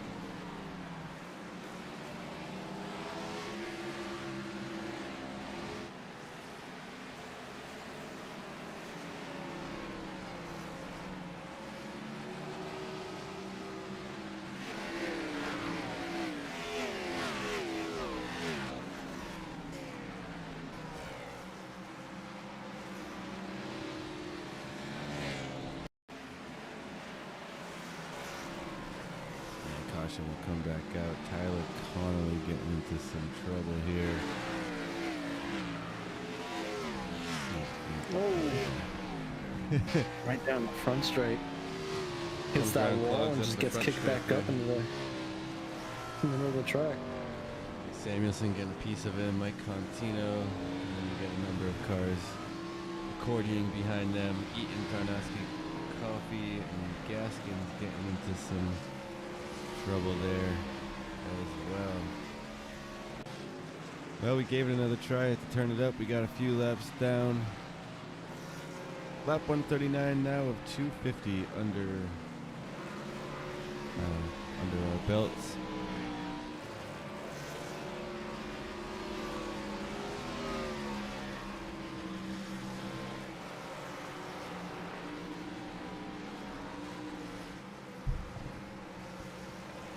Wes Dobbs and Joe Stafford still leading this thing. First and second place here. Austin Story still in third. Joseph Lester in fourth. Raymond Root now shown in fifth, so starting to make his way back up. I'm sure he's loving all these cautions. Seba Korn sixth. Dean Weeks seventh place. Lauren Jones now up to eighth. Steve Dardaris in ninth position, and Louis Fetterman is going to round out our top 10 at the moment.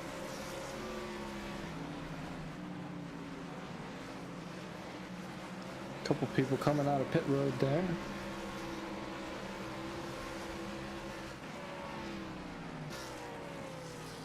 As you say that Samuelson and Hinson are in. We got a few cars towards the back coming in and out. Probably getting a lot of damage banged out here and there. As we mentioned earlier in the race, these guys are pretty hardcore and they don't use any fast repairs. And at a place like Martinsville, that can be pretty devastating.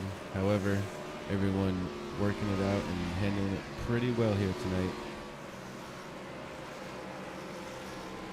We've got 18 cars on the lead lap. In my mind, that's 18 cars who still have a chance at it. Honestly, a lot of the guys that are even just one lap down too can still unlap themselves and make a run for it too. So don't count some of the lap cars out quite yet. Still got about 100 more laps to go. So still plenty of time for them to get something done here. Heck yeah, man, 100 laps. This race is just getting started. Oh my. I was gonna say, lost my train of thought, but based like far out as we go down the back straightaway. Not your fault, not your fault. I just sometimes I take too long to think and thoughts get away from me. Not a problem. I'm sure I didn't help. But yeah, we're when we get back under green here, we're gonna have just over 100 laps, and can consider a 100-lap shootout here at Martinsville an entire race, because there's gonna be plenty of action to come in these last 100 laps. Don't go away. Don't miss any of it. Be sure to like and follow our page on Facebook, and make sure you don't miss any of the action. We're also streaming this particular league to YouTube as well. If you're watching over there, glad to have all y'all on board. Watching from home. Here we go. Pace car is going to jump off. The 21.57 will take us back to green. We'll cross lap 145 of 250 here at Martinsville. It's a Davis Brothers Roofing 250. Oh, the 23. Hey! Did not want to see that just now. Austin Story getting turned around under the green flag. Let's see what happened. Just getting smacked in the rear bumper from Raymond Root there. Of that 69 car.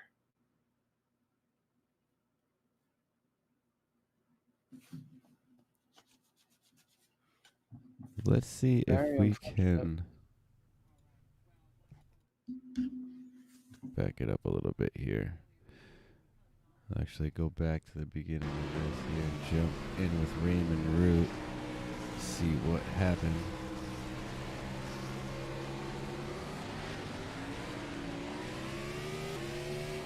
Yeah, I think we might have spun the tires there a little bit and got a little bit of help from Raymond Root, but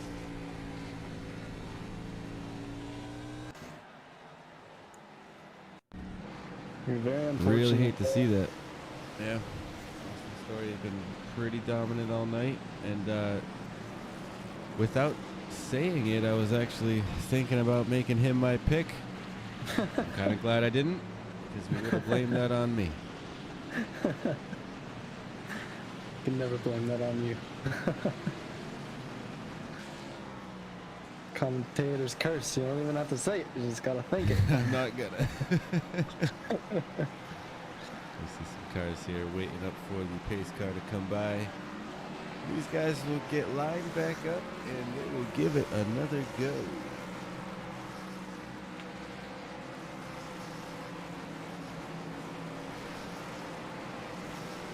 On board there with the 69 machine, we saw him help out Story there and helped him get turned around on that last green flag, but he is still driving his way to the front. We saw him be dominant very early on. You see behind him, Lauren Jones, we saw him get lapped by Ryan Samuelson earlier on in the race. And now he's made his way up into the top 10.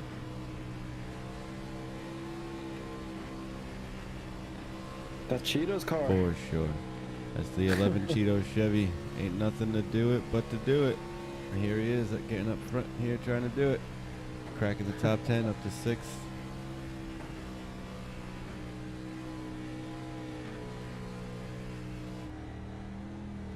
Number 11 Cheetos Chevy. Quite a tasty car, if I don't say so myself. Right?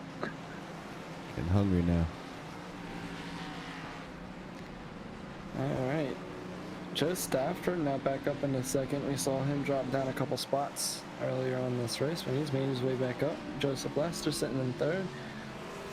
He's putting on a strong show tonight too, so.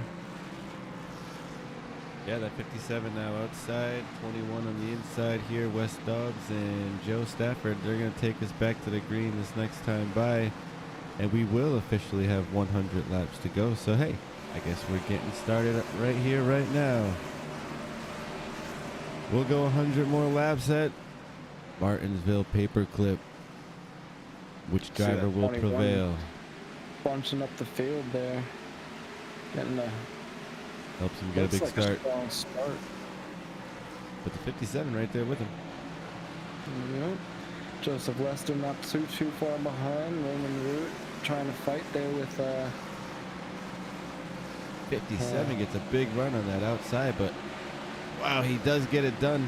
Knocks the 21 a little bit there. He'll keep going. Behind or does he not? He's a big pile up. It's like Lauren Jones possibly getting into a mess from that.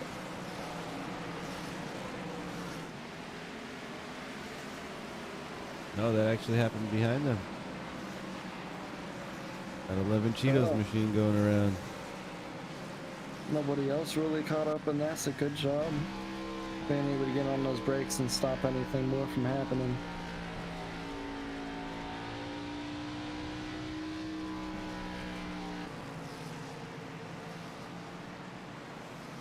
Absolutely. So we saw the 21 of Wes Dobbs. We kind of get, I don't want to say punted. He got a little help getting shot at a line there because the car had a big run on the outside there. And that's what I'm talking about when you see, you could definitely get around a car on the outside line here, but that wall comes up in a hurry and the real estate goes away quickly. And that's what we saw there. Yeah, just a racing incident, nothing too much to be worried about. He didn't lose too many spots, still in the top 5, so should be able to make his way back up and fight for that first place position. So Joe Stafford now taking over first, and Joseph Lester right there behind him. Yeah, this is going to give Lester there a good opportunity to start in the front row, but my eyes now are back on this number 69 of Raymond Root, who will have the inside row here on this next green flag drop, and he might, we've seen him be very dominant on these green flag drops, so let's see what he's got on this one and see if he can give anything to the 57, who is new up here to the front row, but definitely has been a fast car all night. Yeah, we saw him back in 4th place towards the start of the race. So he's been up front pretty much all night, but this is his first time being up on pole or in the front leading off these restarts. So we'll see what he's got for the restart and see what Joseph Lester there beside him can do to trying to contest that.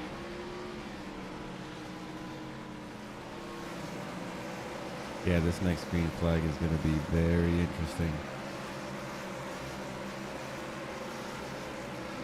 I'm sure that 21 machine is going to want to try to get back up to where he was. I'm sure he did not like how that just played out. So let's see. Let's keep our eyes on the 21 and also the 69 right in front of him. This is going to be real good.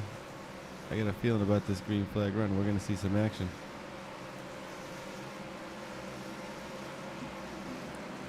Yeah, they just got to be patient, not spin any tires, and hopefully we see something good. See a lot of guys still trying to sort things out. Yeah. They gotta get stacked up in a hurry. Pace car will dive off.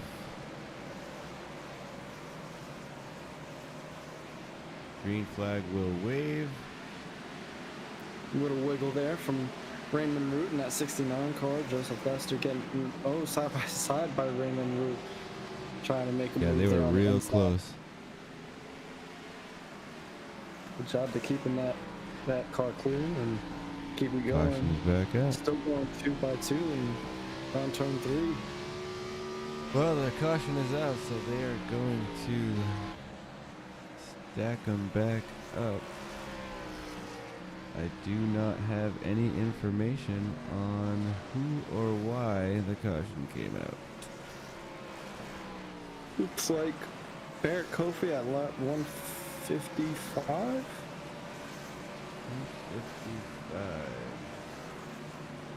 Yeah, that was right at the green flag. I don't have that on my end. But let's see.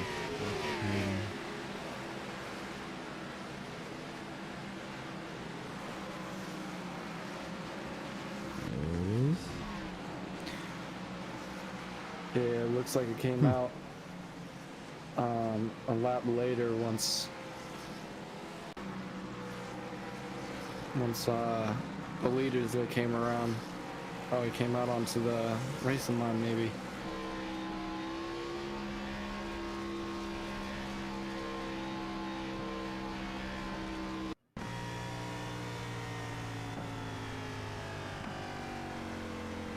Oh, this is interesting.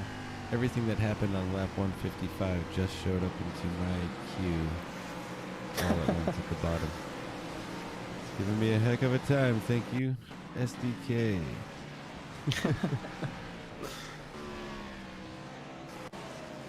Well, it's never a dull moment when you're in the booth running with the amount of different programs we run to try to bring you a good show. Hopefully you're enjoying this show tonight on the Sim Racing Media Network.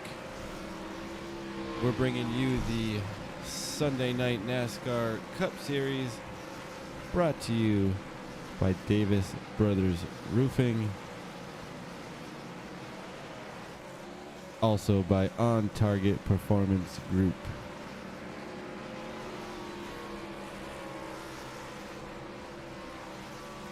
Yeah, big shout out to the sponsors of this league. Also, the league admin, Chris Cloud. He's running right now in 11th place, up 7 spots.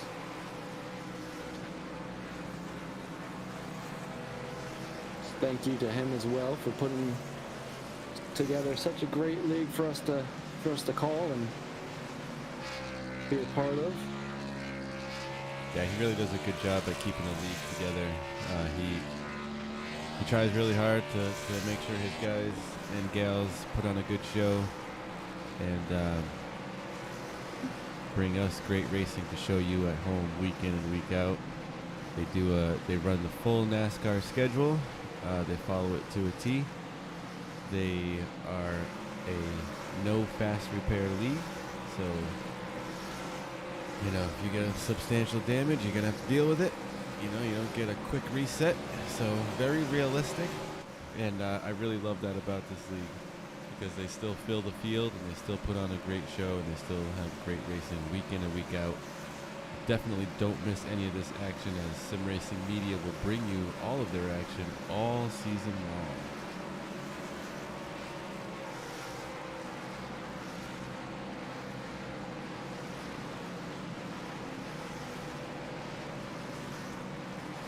Yeah, I was very happy to be brought on and placed on this league to call.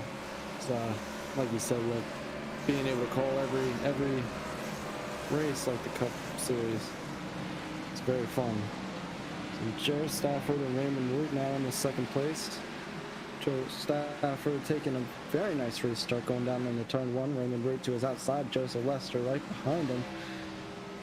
Going side by side again with Raymond Root. Yeah, you actually got the luxury of calling. Oh, as we got trouble on the racetrack again. I was just going to say, you had the luxury of calling the Bristol dirt race with these guys, which happened to that happened to run on the day that NASCAR was supposed to be live, and they weren't due to some rainouts. So that was actually the only dirt race that I know of on TV that night. So that must have been pretty cool. It was. It did get rained out, and that's one of the beauty of the beast, I guess, with iRacing, is that we don't really have rainouts here. So, right. Oh, let's see. Looks like the number 5 there of Dean Weeks getting a little sideways in the turn 3. And then the 21 here, Wes Dobes. Dobes, I'm sorry. He's just getting loose there. Who else did we have getting into trouble? Neil Hale getting into trouble. Probably a stacking up deal as everyone starts to check up. 21 getting sideways again after getting sideways in the front straightaway. You see the 44 getting a little angry there and spinning his tires. That'll definitely clog up the racetrack.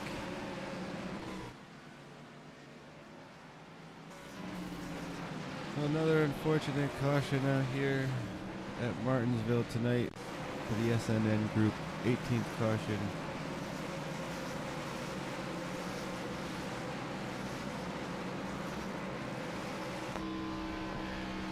A lot of action on this very small paperclip, very thin track. When wrecks happen, it's very hard to avoid them. The track pretty much closes. So, you know, that's what we're seeing here tonight. And then, of course, when that happens, everyone's bumping into each other like an accordion.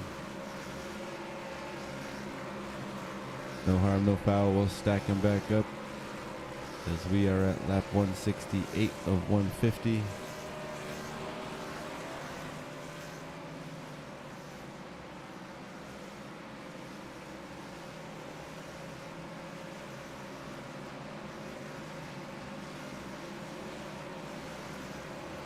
Joe Stafford in this 57 machine is still leading it.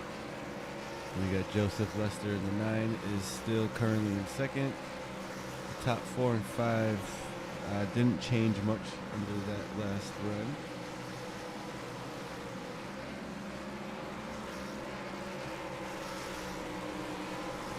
I'm seeing the 23 though of Austin Story now back up to 9th. So starting to claw his way back. He's now up back into the 10th position, top 10, sorry. Shown in 9th. So hats off to him, coming back from some trouble earlier. Now, these yellow flags definitely help those who got into some trouble and are trying to work their way back up.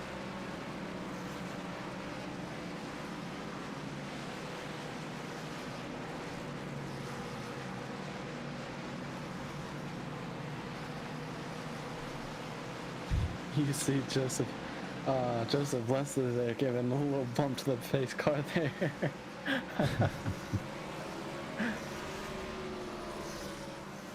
Getting right up on that rear bumper of the pace car.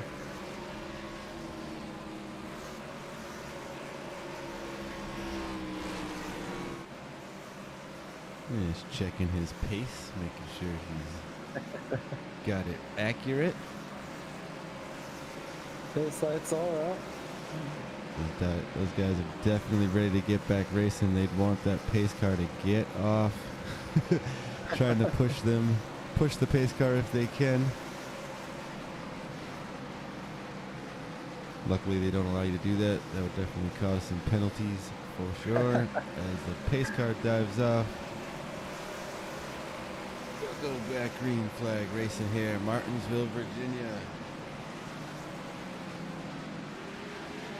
Oh, number 9, Joseph Lester getting a little wobbly there off the start, but manages to keep it straight. At 24 looking inside of him. Yeah, and trying to make a move on him to capitalize. Oh, got into one another there, but keeps it straight.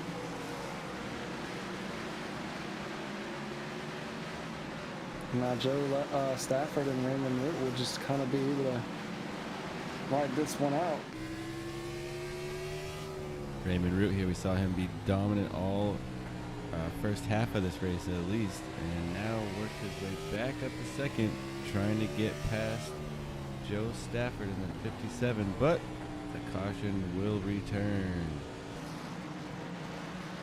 Actually, Ryan Samuelson, who led most of the first half of the race, is now starting to work his way back up. He's sitting in 8th place currently, down 7 spots.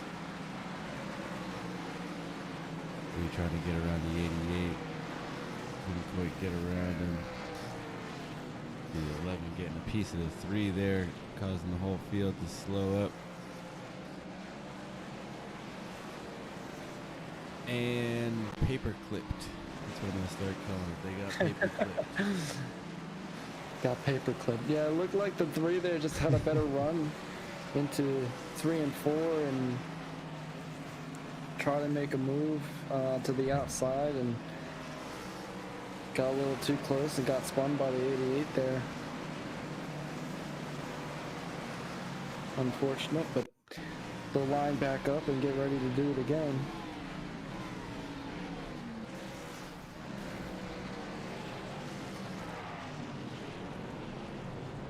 I'm not really liking the way that my feed is bringing the caution very spotty. I do apologize for that. I'm noticing some of the cars are blinking in and out when I try to go back and show you what happened under the cautions, but try to see what's up with that. I haven't seen that happen yet. This is a pretty big field, a lot of cars here.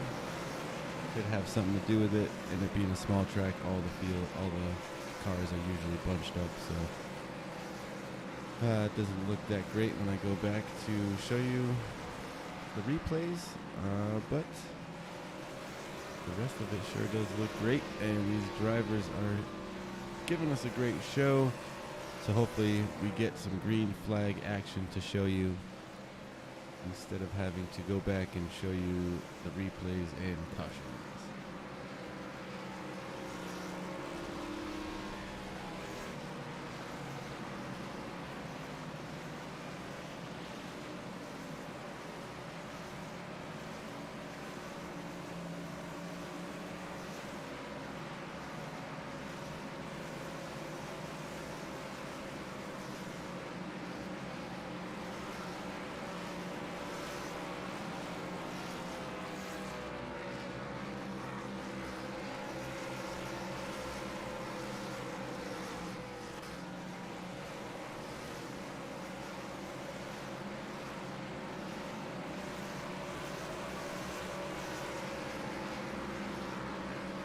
.178 of 250 as we're winding down.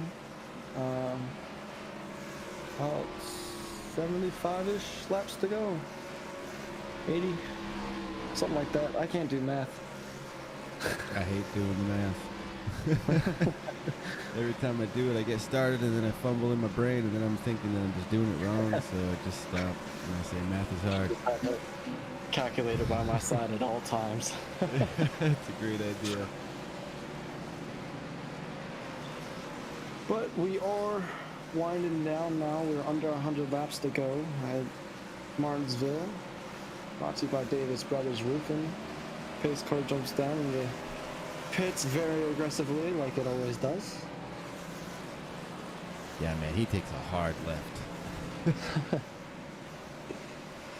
The good thing that the pace car doesn't. Oh. Oh. What? Okay. Very interesting. You saw that, right? Yep, I did. So apparently the pace car has no physics at all. It can jump in and out of walls. It can't wreck your car, and yeah. I don't know what I just saw other than a pace car dive straight through a wall to pick the field back up, and I'm not even sure why. But he'll dive back off and let them try again. This has been a wacky night. Let's see what happens. 57's off, 69's behind him. The 9 is in third, and we got the 1 and 24 side by side for fourth. Let's see where this race takes us now.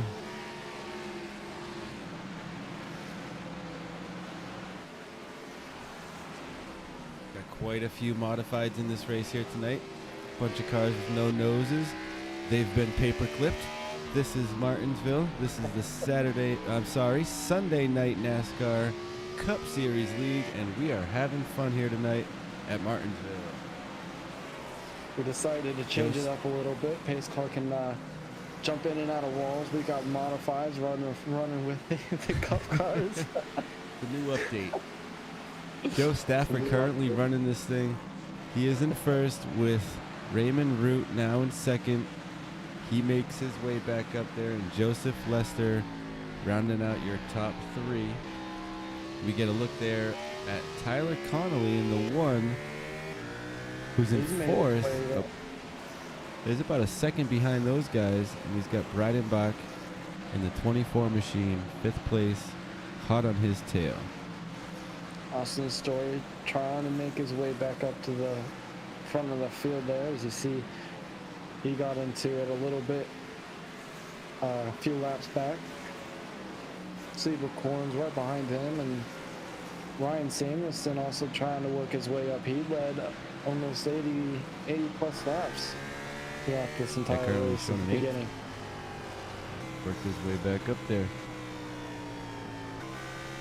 Chad Sanders, Smithfield, Pennsylvania, running 9s, 59 machine. Hey, Danielle Fink up 20 spots to 10th place. Making her way back up to the front. T.W. Garrett shown in 11th. You got a nice pack of cars here battling it out. A lot of close action there. Leo Bonacasa also involved here at the 88. He's up to 12th. Trying to gain another position here. Louis Fetterman in 13th. That 00 Ford. And Lauren Jones ain't nothing to do it but to do it. That number 11 Cheetos car now shown in 14th. Barrett Kofi back here in 15th.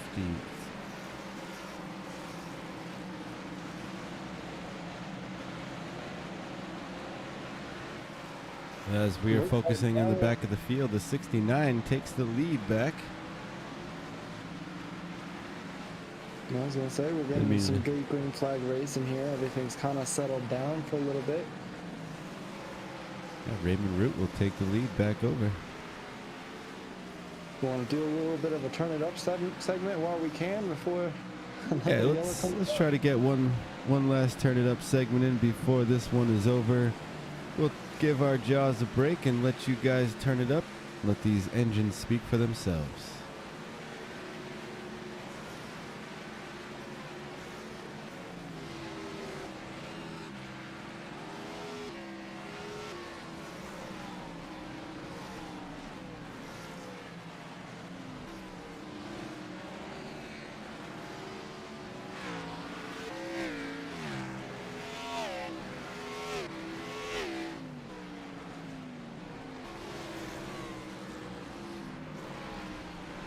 Caution is back out.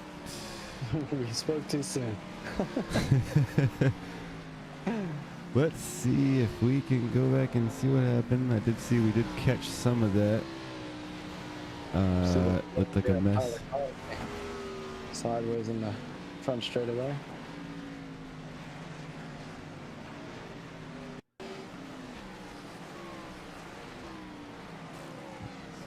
Go to a better camera angle here. Getting Connolly and Story involved.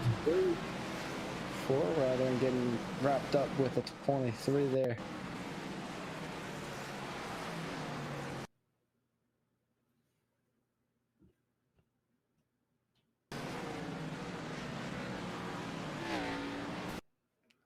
Oh, hard hitting that outside wall. Heck of a shot there. Yeah, it's unfortunate. Was that coming out of 4 there, getting into it? Story and Connolly getting together. Man, that 23 car has seen its fair share of bruises tonight. So him and Tyler Connolly in the 1 getting together. Another car missing its front end. Raymond Root took the lead back in that last green flag segment. We run lap 195 as we cross this time by.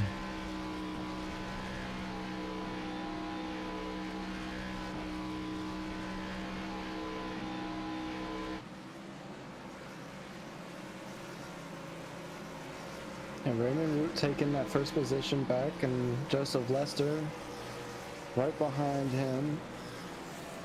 And Joe Stafford rounding out top 3. What you see in 4th place there, Ryan Samuelson has made his way back up into the top 5. He's gonna try and make another run here to take over that front spot.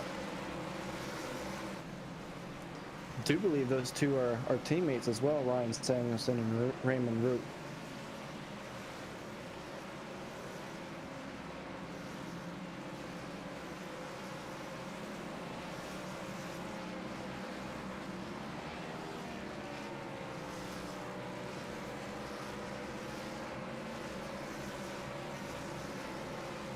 Zebra Coins rounding off your top 5. Chad Sanner in 6th.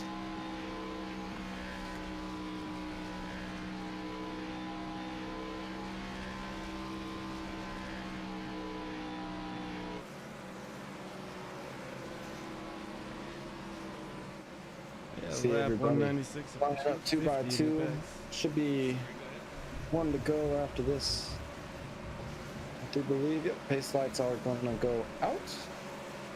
Raymond Root will take the inside with Joseph Lester to his outside, running in that front row. So go down the back straightaway. One last time, this caution. We are on lap 197 as the pace car comes down the pit road, and Raymond Root will lead them to lap 198. Getting a very nice jump there on that restart with Joe Stafford to the outside or the inside of Joseph Lester going down into turn 1. So they come really close there. Joe Stafford and Joseph Lester. 2 Joes there fighting for second and third.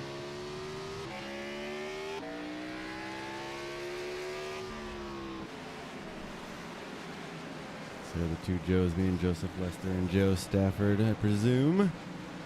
Yes, sir. Ryan Samuelson there in that 81 car trying to make a move on to Joe Stafford. You see the 16 car of Seaver Corn's all banged up there in the front.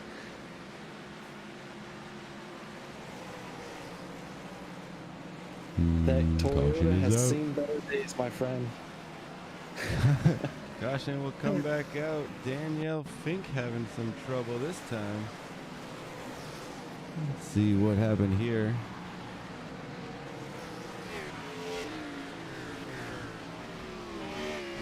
Oh. Again, coming out of turn 4 and just getting a little loose, slamming into that inside wall. Very unfortunate. May have had a little bit of help, maybe. Nah, just looks like she got just a little loose and. Well, once again, I got cars disappearing under the wreck here. Makes it really hard for me to. Yeah, no, it sounds like you're seeing it, but they're blinking off of my screen. Shouldn't be happening. I do apologize. I think it's an iRacing thing because there's been a couple replays that we've looked at and cars have disappeared, but you've been able to see it. So I think it's more of an iRacing thing than it is one of us. Very well could be. Or maybe my computer's just starting to get old and tired. Who knows? It's not though. It's not old or tired. Maybe it's just getting tired as this race is starting to wind down. It's lap 202 of 250 here at Martinsville. We are under caution. We are having a fun night tonight. We've had a number of different drivers working their way up through the field and having some trouble, and then working their way back up through the field. We've seen a number of drivers be dominant up front, and one of them right now is back up to the point, Raymond Root, who was the pole winner. And oh wait, am I wrong on that? Yes, I am wrong on that. He was not the pole. I am sorry. I believe he rolled off third. Ryan Samuelson was our pole tonight. That's right. Ryan Samuelson in the pole, and was very dominant all night in the 81 machine until he got into some trouble. But as I said, we've seen a handful of drivers. He was one of them. Worked his way all the way back up to now 4th place. So it's been quite a fun night. And, we have had a number of cautions, but it hasn't been just short of anything exciting. So we've seen all these drivers fighting to get back up to the front, and when they get there, they shoot out like a cannon under these green flag drops, and it's very exciting to see. So stay tuned. About to see about 45 laps left. Let's see if we can get them under green.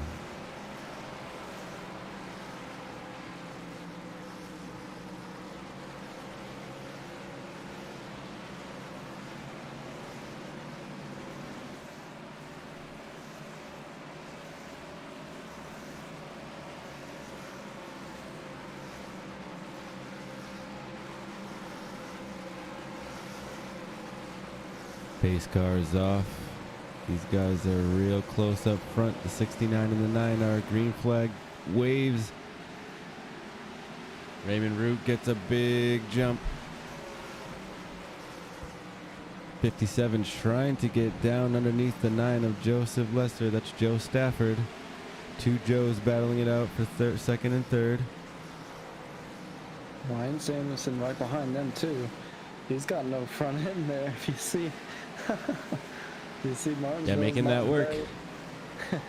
Not very aerodynamic heavy, so you lose a bumper and still be okay. Austin Story, we mentioned him. His car taking a beating as well. Still up here in 6th place. Hey man, as long as that engine still turns on, should be good to go. Yeah, absolutely. Raymond Root leading them into turn 3 and coming out of 4 now. Joseph Lester right behind him. Starting to build Don't a look little now. bit. Oh, big wreck. Couple guys involved. Neil Hale, Kevin Roark, Matthew Gaskins.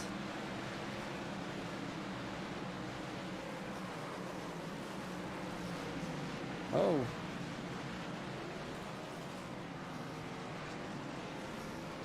Yeah, like you're saying, sometimes in these replays, these cars just disappear, so it's kind of hard to see exactly what exactly happened.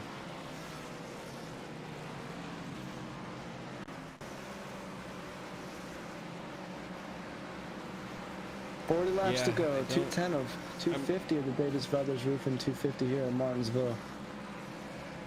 Definitely starting to blame my system. No, I do believe it's iRacing because cars weren't showing up for me either, so. I have noticed iRacing services been a little bit weird recently in some of these custom lobbies or these hosted lobbies and stuff for leagues and whatnot, so not just you.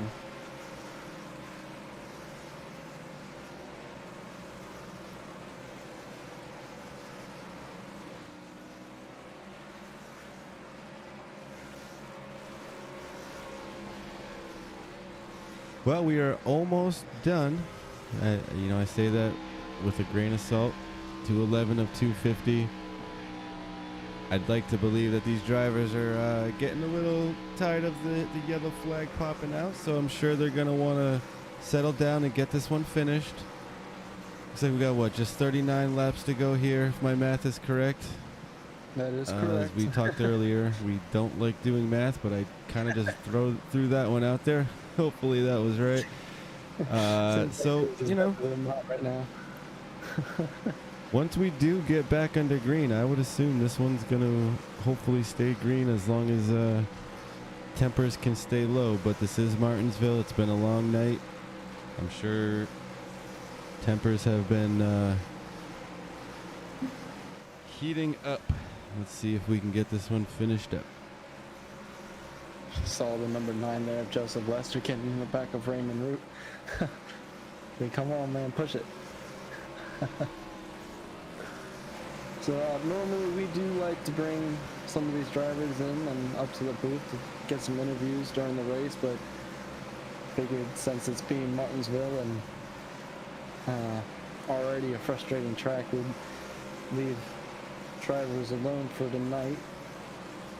Yeah, I'm glad you brought that up. Focus on I meant to race. mention that. That was definitely intentional. This is definitely not a place you want to be jumping in the cockpit when tempers are flaring. So you got to be careful in this type of situation. You never know what they're going to be saying when you bring them in. So we got to be caution on that. But do stay tuned as we go green. At the end of the race here, we'll have our top 3 drivers interviewed as the 9 gets a big jump. But the outside line here at Martinsville is not going to work. As you saw Joseph Lester getting in the back a little bit, having to stomp on his brakes and lock him up.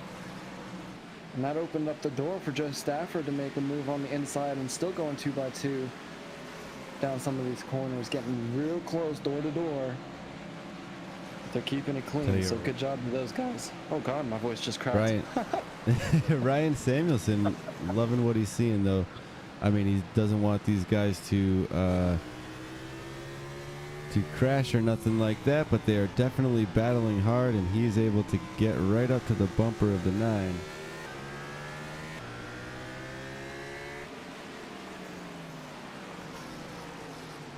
However, the 9 makes a big move there into the 57. Well done there, making that pass for second place, Joseph Lester. I like this battle between the Joes, man. Say that again?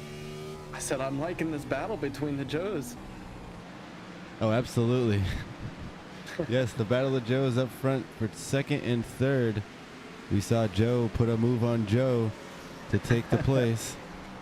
Which Joe reminds me a lot of the Chris Cup series that we call, the bunch of Chris's all driving cars. It's great. That's not the case here. This is the Sunday Night NASCAR League Cup Series. As these laps are closing down on the Davis Brothers Roofing 250, we are at 220 of 250. Raymond Root is leading the pack around. He's probably going to catch some lapped cars if this stays green, which we're really hoping does.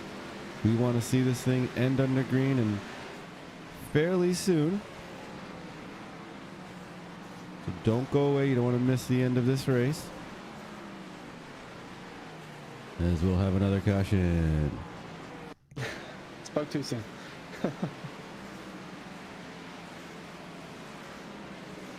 Yes, that's been the theme of the night. Speaking too soon. This time we're not cursing drivers. We're cursing the track. Martinsville is a very difficult track. A lot of these half-mile tracks are very difficult. And being that this one is a flat track, unlike Bristol or something like that, where you got progressive banking, a little bit easier to get into wrecks than it is at some other places. As we get the 88 machine here is just sideways across the track here. Everyone's trying to get by him there. It's Leo Bonacasa. We keep telling you this track is it's very small, very narrow, so sometimes if a car's sideways, there's not much other track left to get around, so it can be an issue. Can cause a bottleneck real easily. Yeah, it's not like your super speedways or your 1.5 mile tracks where there's an apron you can go down onto, so a little bit easier to call out a caution here. These cars, as they start getting sideways, they'll still be in the racing line, and iRacing takes that as a go ahead and throw out a caution. So they'll stack it back up and they'll line back up first here behind the pace car, and then they'll go 2x2 as they go 2 to go. Just about 25 more laps.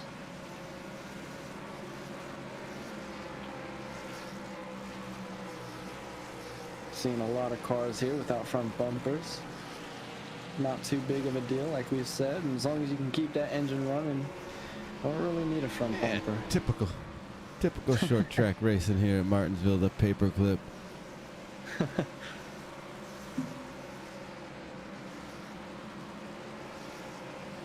you're not familiar with the track or the series, the NASCAR series itself, or the reason why they call this place the paperclip is it's a half mile, it's very tight. It's not really like a Bristol where you've got longer corners and shorter straights. This place is like 2 quarter-mile straightaways hooked together with 2 90-degree corners. It is definitely a crazy place. You do gain a lot of speed down this long straight, as we show here from the front of the 69. But then you got to bring the speeds way down for this tight corner. Which has a little bit of a curb in it too, so you don't want to hit that as well. Yeah, it's not like USA International or Richmond where you got somewhat of a little D-shaped or a tri-oval in the front straightaway. So Yeah, this thing is come out of 4 or come out of 2 and just hammer down and straight, try to keep your car as fast and straight down that long straightaway as you can, and then get it slowed way back up for the corner and do it over and over again 250 times. Here we go. Green flag is back out. Ooh, the 9's gonna turn the 69 to take the lead here, and he'll get another hard shove from another car. That's not gonna be. Yeah, the 69 wants to get going. He is not gonna be happy. I'm not even going back to show you the replay. You saw what happened. And that's what I was talking about with bringing some of the guys up here. Sometimes drivers involved in a wreck or something like that, you bring them up and be like, hey, like what happened, or blah blah blah, whatever. But like I said, Martinsville is already a very frustrating track. You bring Raymond Root up here and he'd be going hell's blazing. So I can't imagine he's very happy right now with the current leader, the 9, Joseph Lester. Two of them getting into it and causing some big problems for the 69, who was dominant here towards the end as we're coming to the end. 23 laps to go.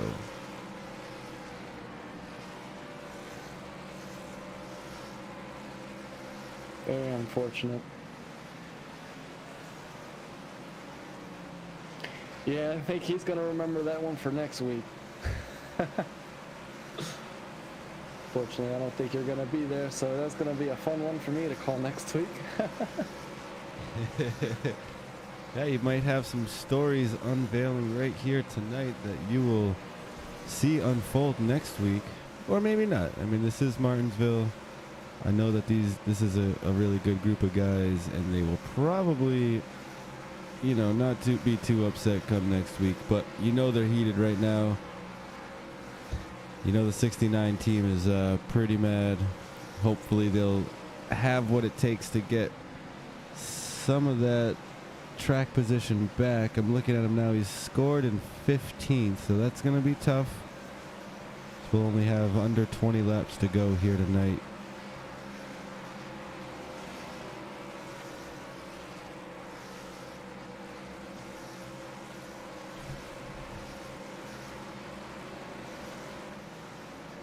You see the 3 there waiting patiently to get that wave around.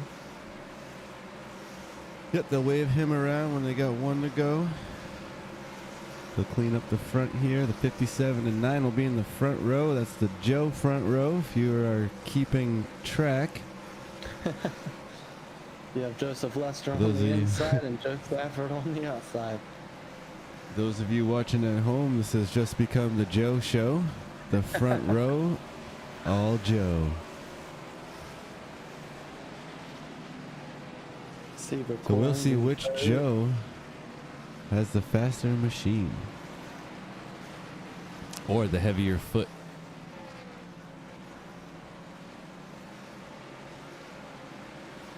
Well, funny enough, they're both Chevys, so. Well, here we go. It's the Joe front row. Pace cars off. This is SNN on SRM. That's a tongue twister. 20 laps left. No, you only get that once. The 9 gets a good start. That's Joseph Lester. Saber Corns behind him in the second position. That'll drop Joe Stafford to third. See if these guys can hang on. Also trying to make a run here. He's showing in fourth, trying to.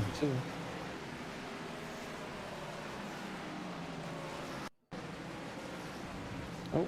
Caution's out. Contino. It's like the 7 and 61 getting together a little bit. And that'll turn him around. The 3 also getting into him.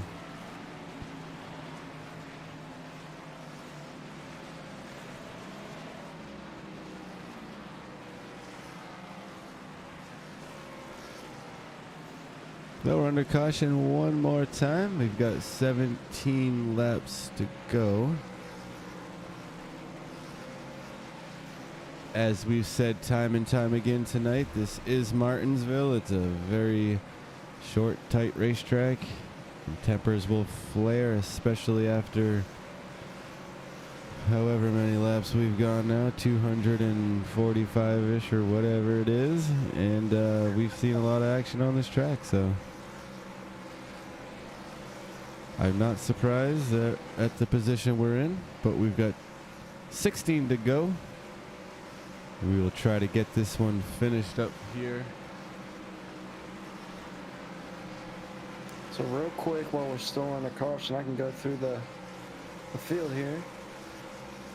It's number 9, Joseph Lester in first position, holding off. Corns in second. You got Joe Stafford there in the 57 in third. Nicholas in the 24 car sitting in fourth. Ryan Samuelson in the 81 car sitting in fifth, rounding off top 5. You got Dean Weeks behind him, Chad Sanner, Austin Story in the 23 car, Tyler Conley in 9th, and Marty Roberts rounding off your top 10. All these guys have all been very close racing. So yeah, behind him in 11th, you got Raymond Root, who was leading this thing. Had some trouble with the 9. Got into a pretty decent sized wreck, gained some damage, but shown in 11th, so clawing his way back. yeah, I think he's probably the only one. 5 laps and he's made 5 spots, so Yeah, desperately trying to get up there. I think he's probably the only car on the track looking for any cautions to happen. I know he probably doesn't want him. He just wants to finish this thing up. But every caution that does happen gives him another opportunity to grab a couple spots. So they keep coming out. He's going to keep having more opportunities to get back to that 9 car. I'm just saying. Who knows, if this thing goes to a green-white checkered, he might turn him. You remember 25 laps ago when he spun me? I would not be surprised in the least. Pace lights are up. They'll go ahead and stack back up 2 by 2. Joseph Lester and Cedar Corns will take the green flag coming out of turn 4 as the pace of the car goes down to the pits.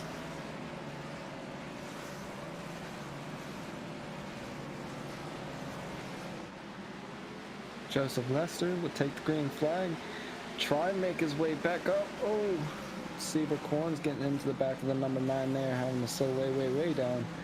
So they go down the back straightaway now. Caution's gonna come back out. It doesn't look like it. I'm saying it so that it doesn't. If I don't say it, it will. If I say it, it won't. 10 laps to go. This time by, the 9 is in the lead. He's got the 57 of Joe Stafford right behind him. We are back to the all Joe show. Oh, the 57 gets sideways. Joseph Lester's going to pull away a little bit. Hey, if you want to look 5 spots back, look who's in 5th or 6th place right now. Raymond Root is coming. Oh no, the 24 goes around right in front of the 81. That will bring out the yellow flag with 9 laps to go. That's Breidenbach, that DuPont machine. That could put Raymond Root in striking distance for the number 9 car. It's true. I think the 24 getting loose on his own there that time. And then we take a look at back 69. Teammate there, Ryan Samuelson. He's now up to 5th.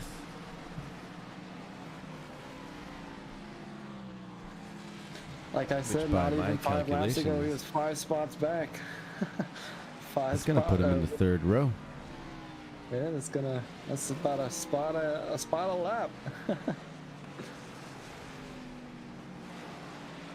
Oh boy, this is gonna get very interesting at the end here now. Raymond Root's gonna start in the third row on the inside at Martinsville, and he'll be able to see the 9 from where he starts. He'll have Seba Corns in front of him in that 16 Toyota. This is gonna get really good. We got Ryan Samuelson up here, who was dominant all day. Joe Stafford's up here, who was dominant all day. Raymond Root has worked his way back to the front. Wee. 23 Austin Story showing an 8. I was gonna say he's gonna be seeing the red lights of the tail lights of that number 9 car of Joseph Lester, and he's gonna be like a bull seeing red. It's like we got Samuelson actually coming into the pits here. That's gonna put giving up 6th place. 4th. Oh yeah. It's gonna be to his outside. He's gonna be in the 2nd row now.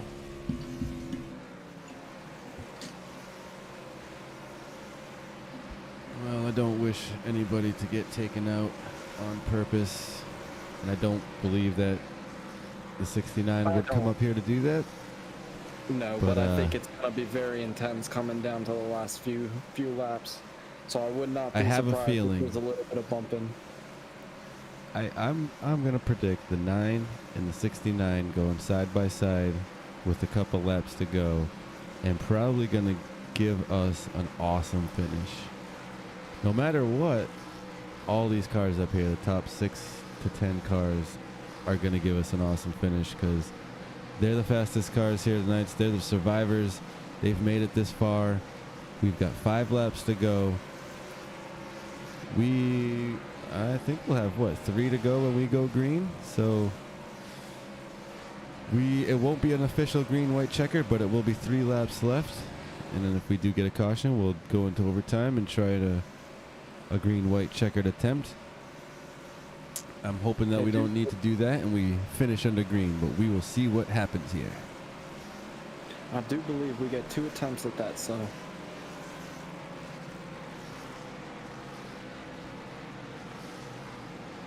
There you go. You see the Joe Show up there in the front. And Zebra Corn's right behind them. Let's say that's Joseph Lester and Joe Stafford in the front row. It'll be 3 to go this time by. The 9 gets a huge jump and the 57 spins his wheels. It's going to leave Raymond Root right on his bumper.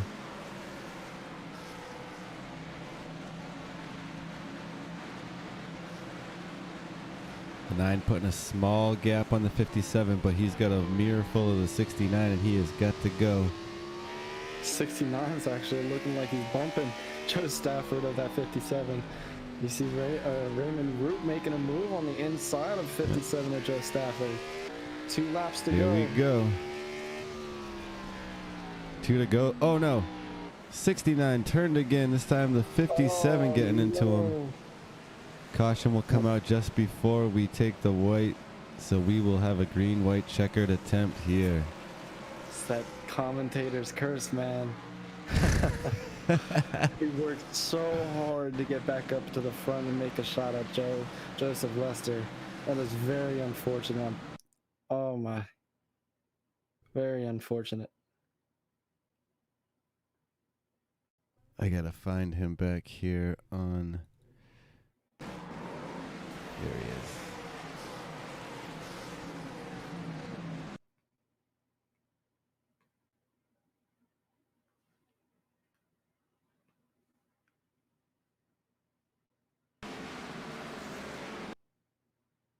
Looks like Joe Stafford just cutting a little too early, clipping that right rear of Raymond Root. Yeah, he definitely turned in a little bit earlier than he probably wanted to, or maybe we didn't really see what was going on in the laps leading up to that. I know that the 69 was definitely driving aggressively, trying to get to the front. So, I'm sure he was all over the 57's bumper, and then the 57 was all over his bumper, and we are at Martinsville, so that is bound to happen. But we'll get another attempt at it here. The Joe show again, the front row Joe.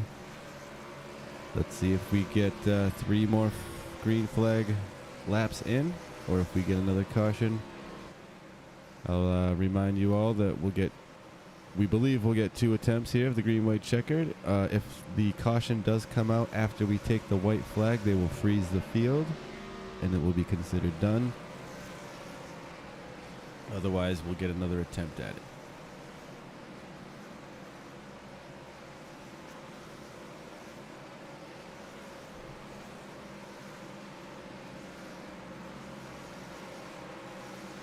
Rules of the green white checkered is once they take the green flag, they'll have 3 laps.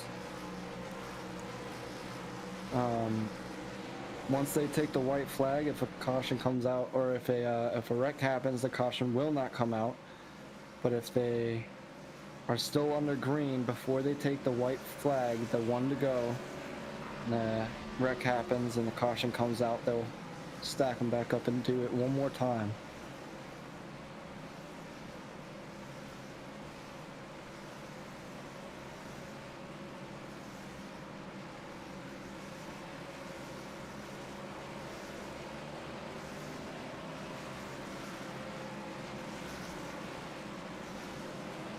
Raymond Root, unfortunately, falling all the way back to 16th. Pretty much call it a night for the 69 team. Unfortunate to see him into a couple of wrecks here towards the end. Hate to see it end that way for a dominant team, but here we go, back to green up front. The Joe show is back. 9 and 57 will take us down the front stretch. The 9 gets another big jump. 57 diving in behind him. They'll go through 2 and 3 cleanly. No, they will not. Caution is out again. We will have another attempt. Seabuck Horn is getting into some trouble right behind the leaders. It's like the 1 getting into the 16 and the 23 getting into the 1, and the bunch of other cars banging into each other behind them.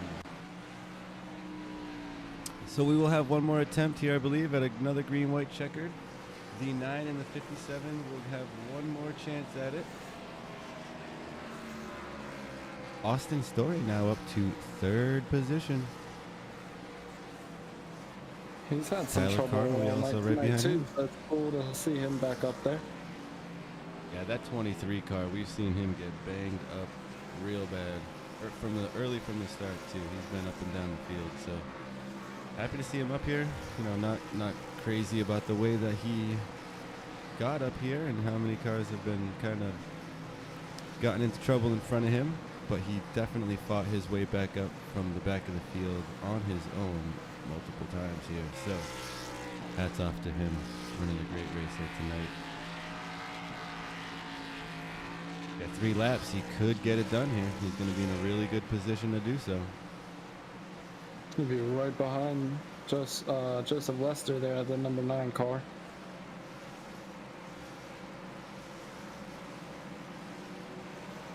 Let's take a look here now, since we've only got 3 laps left. Danielle Fink in the 36 is going to be our biggest mover of the race, up 22 spots from where she started. She's shown an 8th right now. Well done for her. Cracking her way up to the top 10 here at Martinsville. Definitely not an easy feat.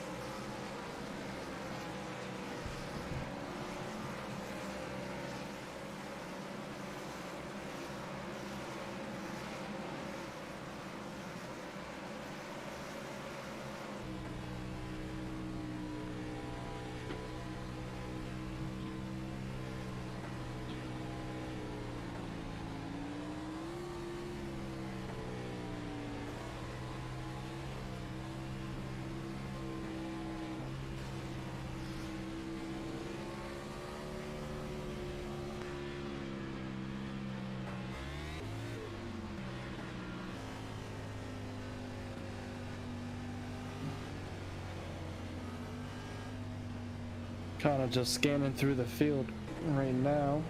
So we got 3 to go. We'll stack them back up. Try another attempt at this green-white checker.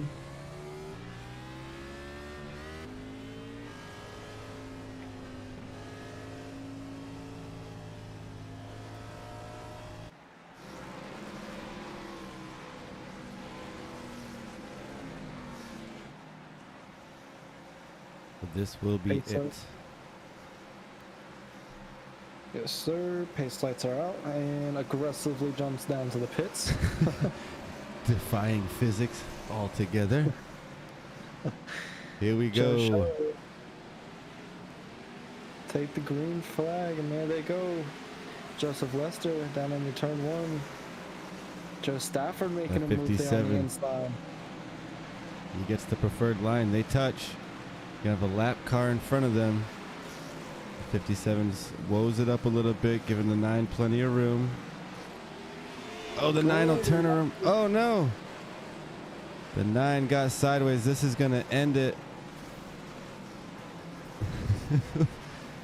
And it looks like everyone's just going to plow their way through and are probably glad that this one is over.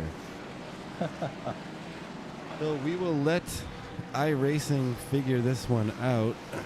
We'll go ahead and show the unofficial results, but let's let iRacing figure out exactly who was where when that came out.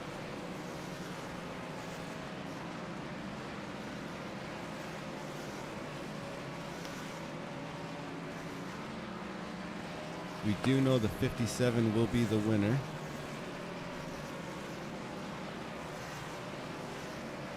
We saw the 9 got a little loose there, I believe, and caused a little bit of a stack up there right at the end. See if we can go back and see what happened, as he did actually turn the 57. The 23 actually shot the 57 across the finish line there to make it official right before the yellow came out. That was pretty amazing. Not quite the finish we were expecting, but a pretty amazing finish nonetheless. Like Ricky So we'll Bobby give, shot engaged. we'll let, like I said, we'll let iRacing run through that and get the official results up as they come around. The 57 will burn it down. That's Joe Stafford, our race winner here tonight.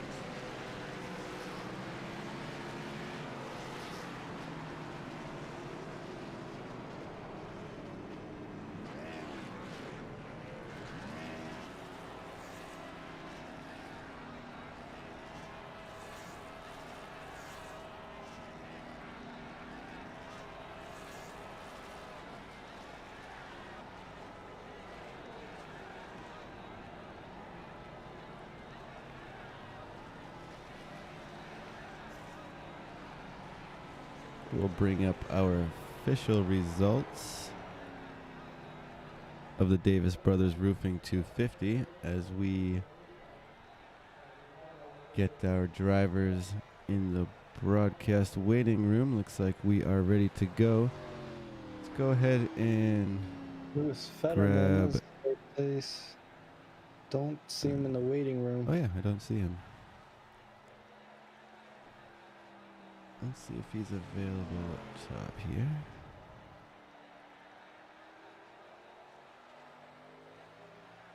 Yeah, I don't see him on, so we will go ahead and grab second place finisher Raymond Root. Hey Raymond, it's Cliff and Christian in the booth. You got us? Yeah, I got you guys. Man, what a crazy race! What a crazy finish! Definitely didn't expect that towards the end. Tell us what you went through there.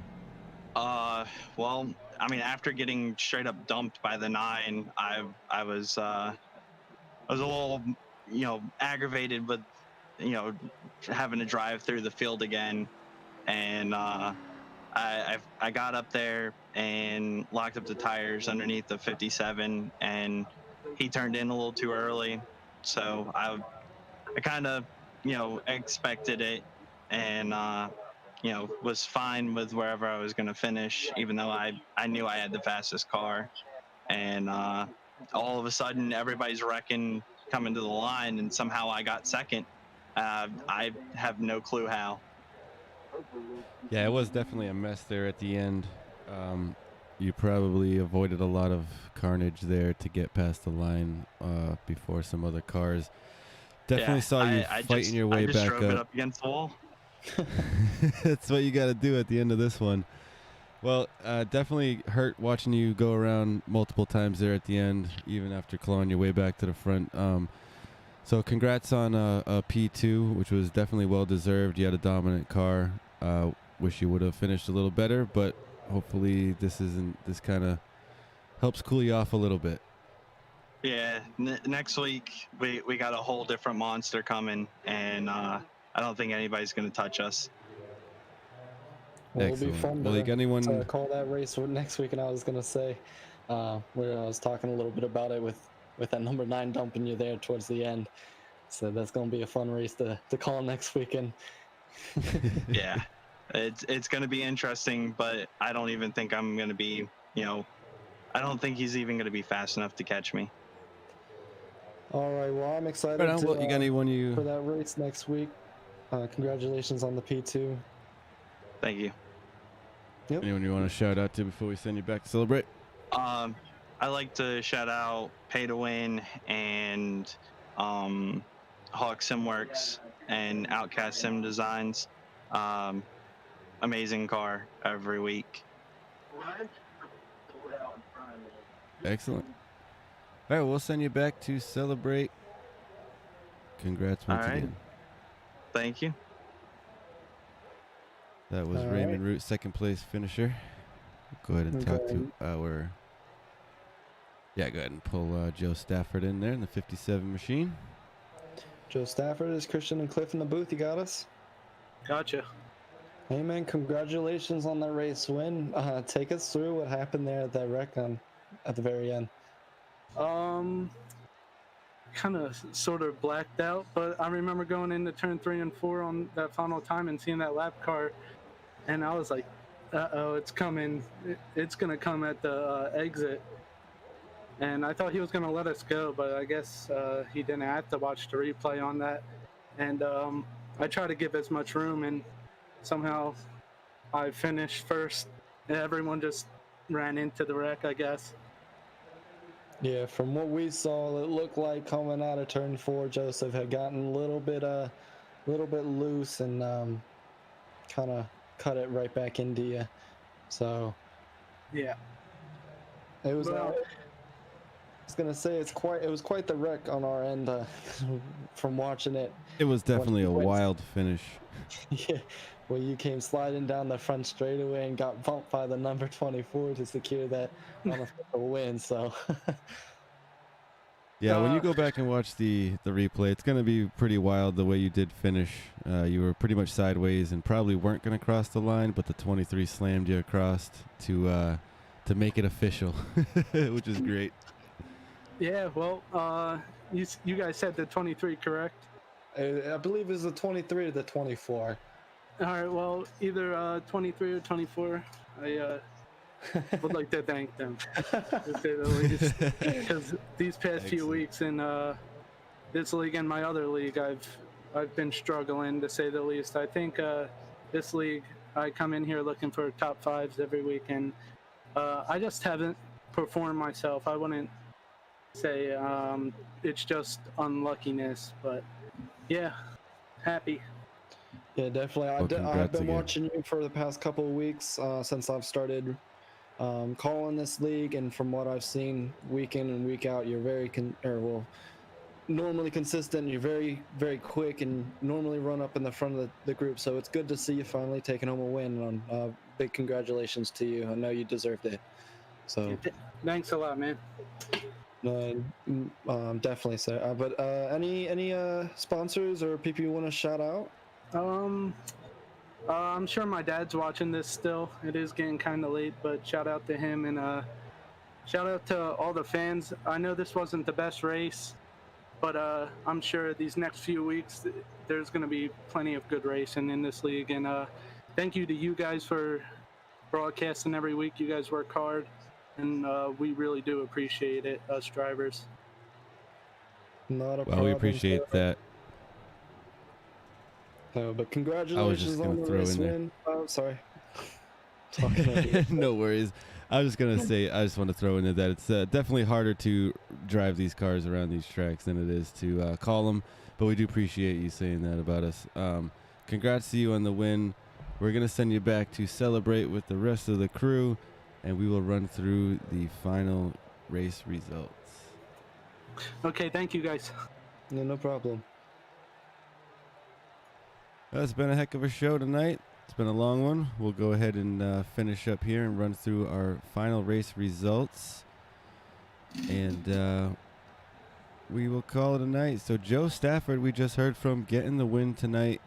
Raymond Root going to come in and finish second after a long night of diversity. Lewis Fetterman finishing third. Dean Weeks will finish fourth here tonight. Danielle Fink ended up finishing fifth place tonight, putting on a really good show. Barrett Kofi finishing sixth. Jeff O'Rourke finishing seventh. Nicholas Breidenbach is going to finish eighth, as Wes Dobes finishes ninth. And Joseph Lester in that 9 machine will finish in the top 10. Lauren Jones will finish 11th. Austin Story will finish 12th. Alan Hinson will finish 13th. Chad Sanner finishing 14th. Tyler Connolly is going to finish 15th. With Saba Corns finishing 16th. Leo Bonacasa 17th. Chris Claude will finish 18th in that 10. And I will scroll up through the rest of the results here.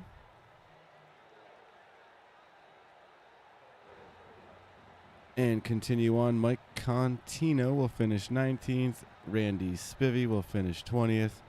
Brian Tarnowski will finish 21st. Kevin Rourke finishing 22nd. Neil Hale will finish 23rd. Steve Dardaris will finish 24th. Charles Eaton 25th. Ryan Samuelson will finish 26th. Marty Roberts Jr. finishes 27th. T.W. Garrett 28th. Derek Jacobs finishing 29th. Matthew Gaskins finishing 30th. J.C. Gibson's 31st. Jarrett Small will finish 32nd. And I believe Chris Landrum finishing 33rd was race control. But that'll do it for us tonight. Hopefully you had a good time and enjoyed the show. Christian, any last words before we sign off? Not much other than thank you everybody for coming out and watching, both on Facebook and YouTube. Give us a like, share it with your friends and family. Get the name out there, and we'll be back with SNN next week on Sunday.